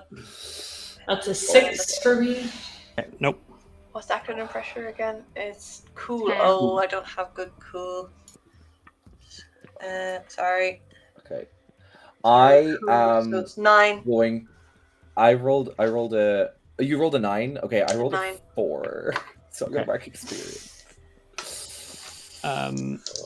So and Annie, you got a 10, Okay, nice. and Morgan, you got a 6. Mark experience. yeah, mark experience. For Morgan and Norman, Mhm. you can't take your eyes off of that thing outside. And you just hear the ticking of a clock. It's getting louder. Silas is saying something. It doesn't make any sense. And in this moment, Max, here's your hard choice. You see a way out. There's an adjoining room here. If this is like a study or what could have been a study, the table tells you it's probably been a dining room. You see like an archway that leads to the kitchen and a back door that you can get everybody out right now safely. Or there are two old, in your head, old-timey grenades. They are the Stielhandgranate, the old World War I grenades. They have, when you kind of come spilling out from the table earlier on, you knocked over a pile of the papers and they were underneath it. There's two of them. You can take those, or you can get everybody out.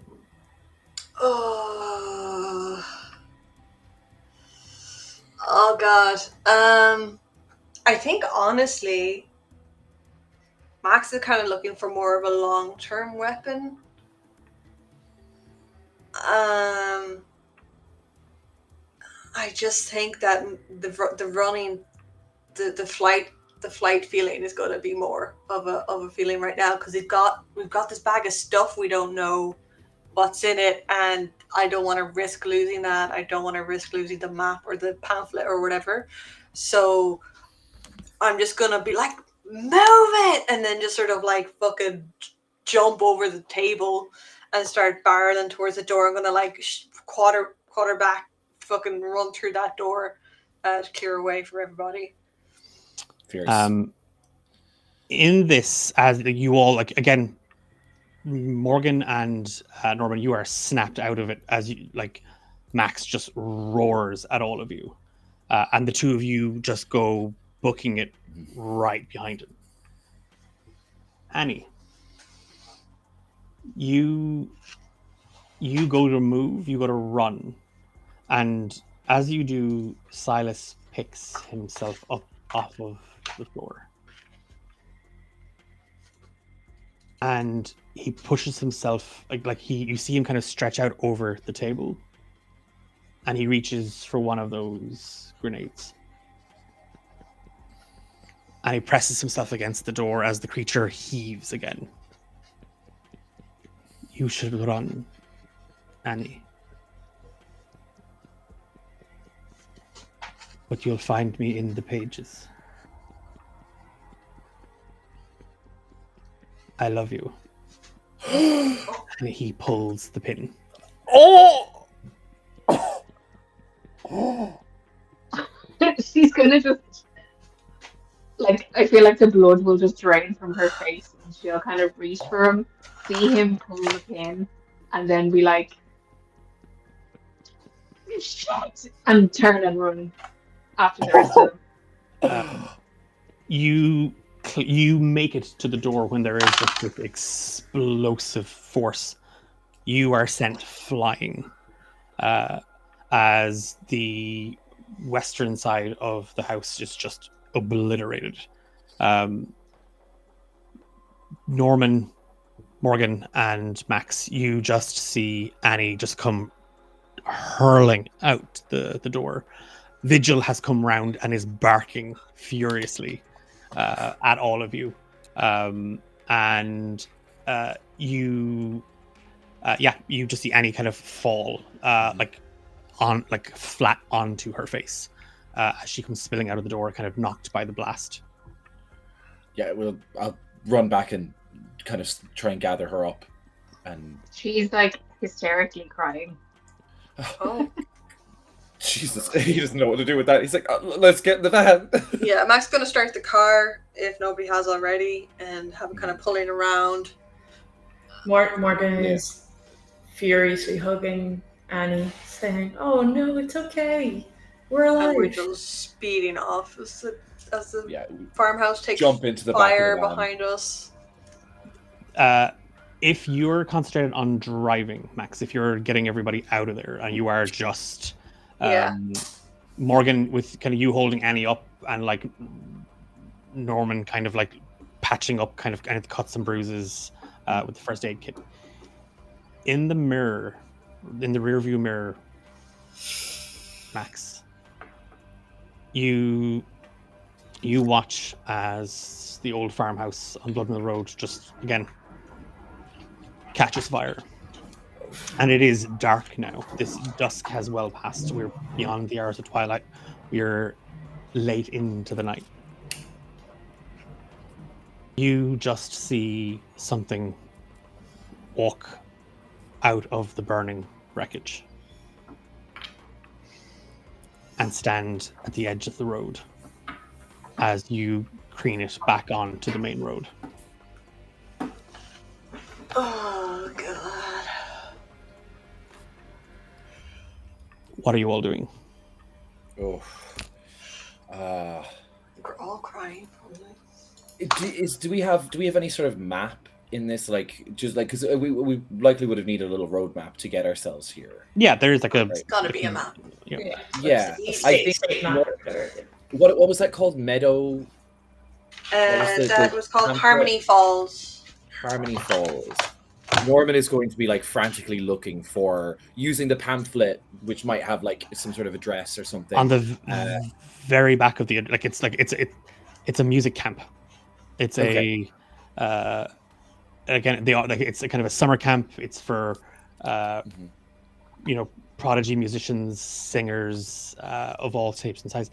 It's a very old pamphlet. Like there's no photos. It's all like illustrations of like happy like go lucky teenagers. Like and like what better way to occupy your teen's mind than with an instrument and all this sort of like pseudo sort of like behavioral science. Like this will make them good, upstanding citizens, and there's a hint of sort of Christianity kind of bleeding into it a small bit as well. Like the devil makes work for idle hands. So that kind of it doesn't outwardly say, but there's an undertone, Norman, that you're like, yeah, a lot of those camps kind of had that little sort of thread of it through. But as you sort of look at it, like, and you get the very back of it, there's a telephone number, but there's an address, Spring Green, Washington State. Oh God. Oh, I'm sure we have some sort of like roadmap to like kind of plot where we're going next, and he's gonna leave, because I assume the three of us jumped into the back of the van as we were pulling off, like the four of us, including Vigil. Like, I think Max or Norman is gonna like make his way, like kind of climb out to the front of the van, to like sit with Max and like sit with the map and kind of tell him that I think we're driving to Washington State. Like, just be like, I think this might be a cross-country adventure. We're going to need more maps. Yes, but first, we know the general direction of what we can just move. We can move in the general direction. I mean, as long as the further we're from California right now, I don't mind. I have a feeling that this thing is gonna follow us wherever we go. Great. Fantastic. In 40-hour drive, guys. Well, I mean, it's just 2 states over. That's all. It's not like California's fucking huge. So, in this, with Oh no, I was Washington State. I looked at Washington place. DC, yeah. In all of this, Annie, what are you doing? Like as you hear, and you can hear them. You can hear Max and Norman talking about we have to go to Washington State. I think this is our next bet. What are you like? And like Morgan is still just holding you. Like it's that sort of like if I give you pressure, you'll feel kind of that'll calm you and reassure you. Patting her head. Yeah. She's kind of just been writing all of the questions that are coming to her mind, like what's the word when you just write? Automatic writing or stream of consciousness. Stream of automatic consciousness. writing, where it goes after stream of consciousness. Yeah, so she's stream of consciousness, just throwing all of the questions in her head into the diary. Like, was that really you? Why didn't you tell me?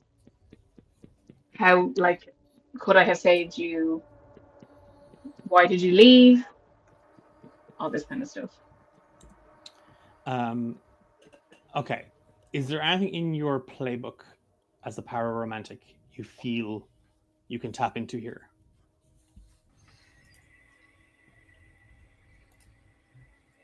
I can't wait till Max finds out your boyfriend is a book and also an old man. I mean, your girlfriend is an evil lord. Yeah, but she was like a girl as well. True, yeah. Let's start. She didn't start as an evil lord. Well, Silas was a crazy old man. Exactly. He was a man whose entity is now in a book. So I think supernatural guide, but it depends on if he's a hunter or not. He's not a hunter. It's opposite of a hunter.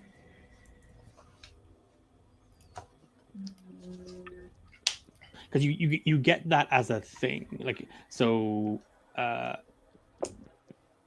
Like your supernatural guide is just a thing you have, but you have your like extra things that you do as a pararomantic like, below it. Like, what did you pick? You were supposed to pick 2 of those powers. Oh, I picked Dark Desires and Monster Empathy. Move on monsters, and you said Dark Desires and Monster Empathy when you try to work out what supernatural desires. You can give me a manipulate someone here on the book to see if it's going to give you answers. That's the truth. That's fun.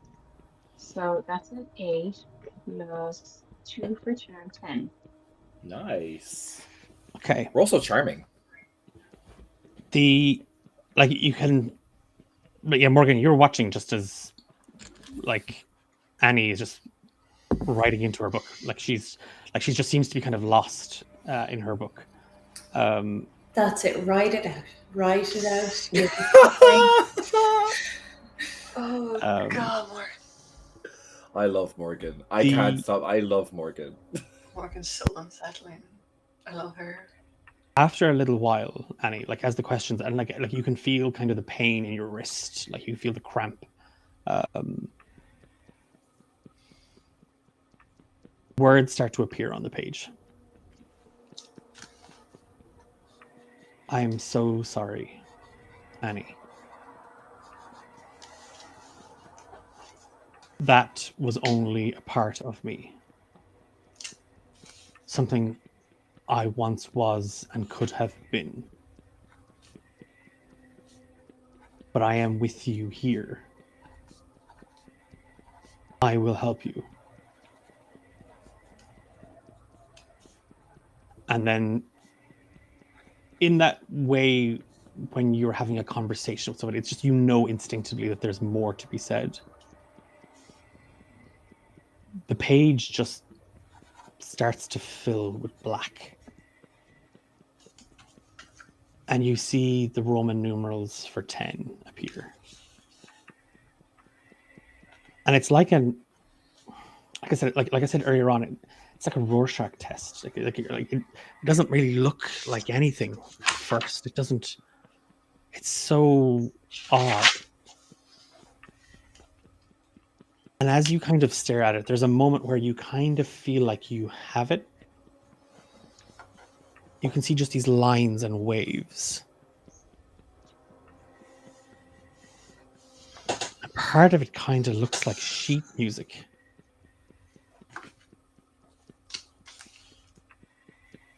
But then it's kind of gone. You lose your focus on it. And you are incredibly tired. And you kind of feel a little bit lightheaded. And Morgan, you see Annie just sort of drift off. Just sort of go limp in your arms as she kind of collapses from exhaustion. She's going to lay her down so her head is on her lap, and she'll just kind of stroke her gently and be like, "It's okay. I'm here." With the four of you back on the highway, you find yourselves, well, three of you, staring out kind of at the dark and the occasional lights from the lamps overhead. And Max and Norman, you've both noticed it kind of roughly around the same time, but the van doesn't have a lot of gas left. And you pass the sign for a Gulp and Go filling station, and it's 5 kilometers, 3 kilometers, next exit. And Max, you take the exit as it approaches, and the van kind of sputters and kicks. And then there's nothing. You come to a stop. Morgan, you wake Annie, your legs kind of numb from kind of just holding her and kind of minding her. The four of you head out into the night air. And that heat from earlier on, that oppressing, heavy heat, is gone. It is cold. It is very, very cold out here. And you make your way, Morgan, to a payphone. And Annie standing beside you, neither of you really kind of notice, Morgan, as you punch in the numbers to Betty's Diner. And Annie, you stare down into your journal, staring at this blotted page and the number 10. The automatic door is open, and a park ranger steps inside. And he moves down the aisle, and he stands there over you, Norman.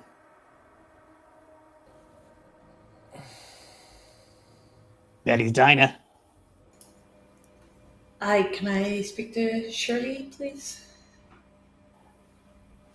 And then you just hear, "Shirley, it's your kid." And you can hear, like, it's a little quieter in Betty's Diner. You can hear, like, just the odd little bit of kind of conversation, the odd kind of scuffling of rubber soles on linoleum. You hear a door swing open, Morgan on the other side. And then you can hear music playing on the radio. And Only the Lonely is being sung off key. I'm waiting for you.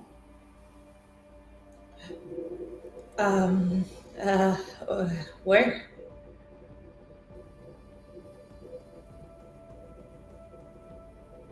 Listen to our song.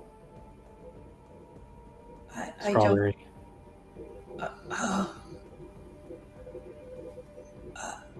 Mom? And the music gets louder in the phone. And it doesn't sound like it's music coming from a radio anymore. She just slams the receiver down. Not wanting to hurt her years ago. And you can continue, you can hear the melody. It's echoing inside your head and around you. And you remember where you heard the song, Morgan. It was just after the midterm break in the first semester.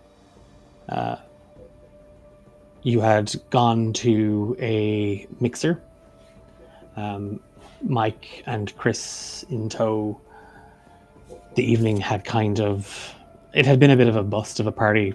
Someone from the Literary Society had tried to put together sort of a beatnik poetry reading thing, and that just descended into some heavy drinking. And then there was arguments over who was the most contrite poet, Wordsworth or Shelley.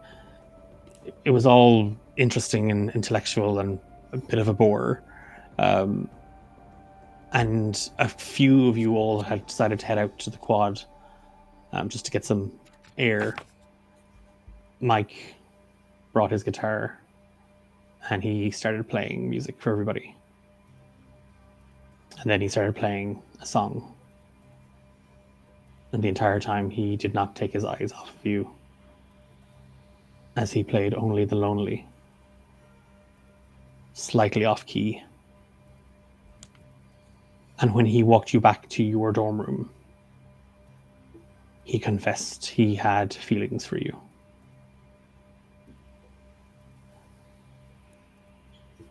There's a crackling of a radio, Norman, that kind of takes your attention. And you hear the ticking of a clock.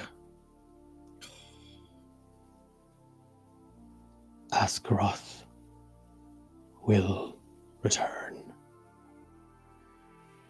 And an arm just wraps itself around you, and you see fingers elongate. And that is where we're going to end our session. Protect me, Max, save me. Massive thank you to Kiva, Emma, Dahi, and Eilish for this evening. I'm Declan. I've been your Dungeon Master. This has been Marked for Midnight, our Monster of the Week campaign here at D8 Dungeon. We are a group of TTRPGers, mostly from Ireland, but with friends and players from all around the world. Our whole shtick is getting together, telling stories, sharing them with people, sometimes having a laugh, sometimes making people cry, and sometimes freaking everybody out. So All the time. I tend to do that on Mondays. That's my Monday thing. My Monday thing is being a little weirdo. That's going in the quote book. Okay. On Mondays, I'm a weirdo. My Monday thing is being a little weirdo. That's my Monday thing. Thank you to everybody Now, who watched get out. along. Now, get out. You can catch if you joined us. We didn't take a break. I'm so sorry. We should. Yeah, I was wondering. Somebody should have said, "Declan, want a break?" To be honest, I was kind of locked in. I'm not gonna lie. It was very. There was no like. That's a good part. I was just like, yeah, very much a let's keep going vibe. Yeah, I was locked in. A big thank you to everybody who watched along. If you're watching this after the fact, thank you for watching it after the fact. If you missed it, there's a little freeze frame thing at the very start that you should go look for. I need to know the minute that song. I'm not giving you the minute or the second of that. Well, we know it happened either in my video or it was in Kiva's. It was my video, I think. Was it, or was it the transition? I synced it. I synced it. You synced it. But you wouldn't have synced it all because it's so hard to catch all of the details. I'll clip it, don't worry. I am very going to quickly mention our upcoming charity event, D8 Dungeon Drive 2025. We are working with the team down in Australia, Hexes and Vexes, to bring you a 48-hour plus TTRPG marathon, all in aid of charity. This year we are raising funds for Project Hope, an organization that provides medical aid, life-saving aid in war zones, in disaster relief areas. They are running extensive campaigns in Palestine, Sudan, and Ukraine. Their work extends beyond just sort of the immediate needs and requirements. They also provide training and education, mental health support. So it's an incredibly worthwhile cause. All of the games are influenced by your donations. Right now, we have champions who are trying to raise money for our Battle Royale PvP tournament. They have already raised $2,150 just on that alone. So we're hoping to raise $5,000 this year. That would be amazing to do. So anything you can give, even if you... Why did Emily really... Why? Okay, I'll get to it. I'm going to change that because that show's over now. So I'll change that. Anyway, Never for more information on that, do make sure you're following D8 Dungeon and Hexes and Vexes on social media. All of the games are full, but we are still taking applications for reserve listing. So if a player is unfortunately able to make it and you would like to be counted in on that, you can. There should be a link in chat. I will put a link in chat. I will do that now before I do anything else. Does anybody else have anything else they want to add real quick while I do the thing? No. No, I think I'm good. Okay. Well, I think I did the thing, but I don't know if I did the thing. Hasn't come up yet. Okay. I think it's because my chat thing isn't working. It'll be on our socials again anyway tomorrow. Our own socials, you can follow us at D8 Dungeon on all major platforms. See, my chat's broken, and I don't have OBS open in front of me. I think it's just D8 Dungeon Drive 25, exclamation point D8 Dungeon Drive 25, if anybody wants to put it in, see if it works. And we're back in 2 weeks' time. Saving Grace Season 2 finished last week. I think it's safe to say Emma won D&D. That's how you win D&D. You murder your friends. And you take ultimate power. Yeah. Honestly...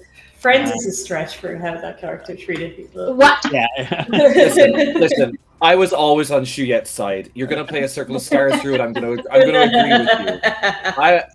I'm happy Shuyet got what Shuyet wanted. Okay. Yeah. Merging with an Aboleth is knowing everything. That's fierce. You can catch all our other shows over on youtube.com / or at D8, just YouTube D8 Dungeon, and it'll all come up, including videos from last year's charity streams. Our award-winning podcast series releases on all major podcast platforms. It's called Romancing the Dungeon. We're into the final season of the current campaign. I'm very, very excited. We've one episode left to record and we're finished. There's still like half a year, if not 3/4 of a year worth of content to come out. So I keep saying it's almost over. It's almost over for us. It's not almost over for everybody who's listening. But you can catch all of that on all major podcast platforms. And then that's it. We're back in 2 weeks. I am working on other shows because apparently I can't stop. But I'm also emotionally blackmailing Tendai, who plays Grace, into maybe running some shows for us as well. And if you'd like to get involved, check us out on social media. Join our Discord. You can reach out to us at d8dungeon@gmail.com. And that's it. I'm going to shut up. I'm done. I'm over. So peace. Get out. Get out. She's back. I said it just before and everything.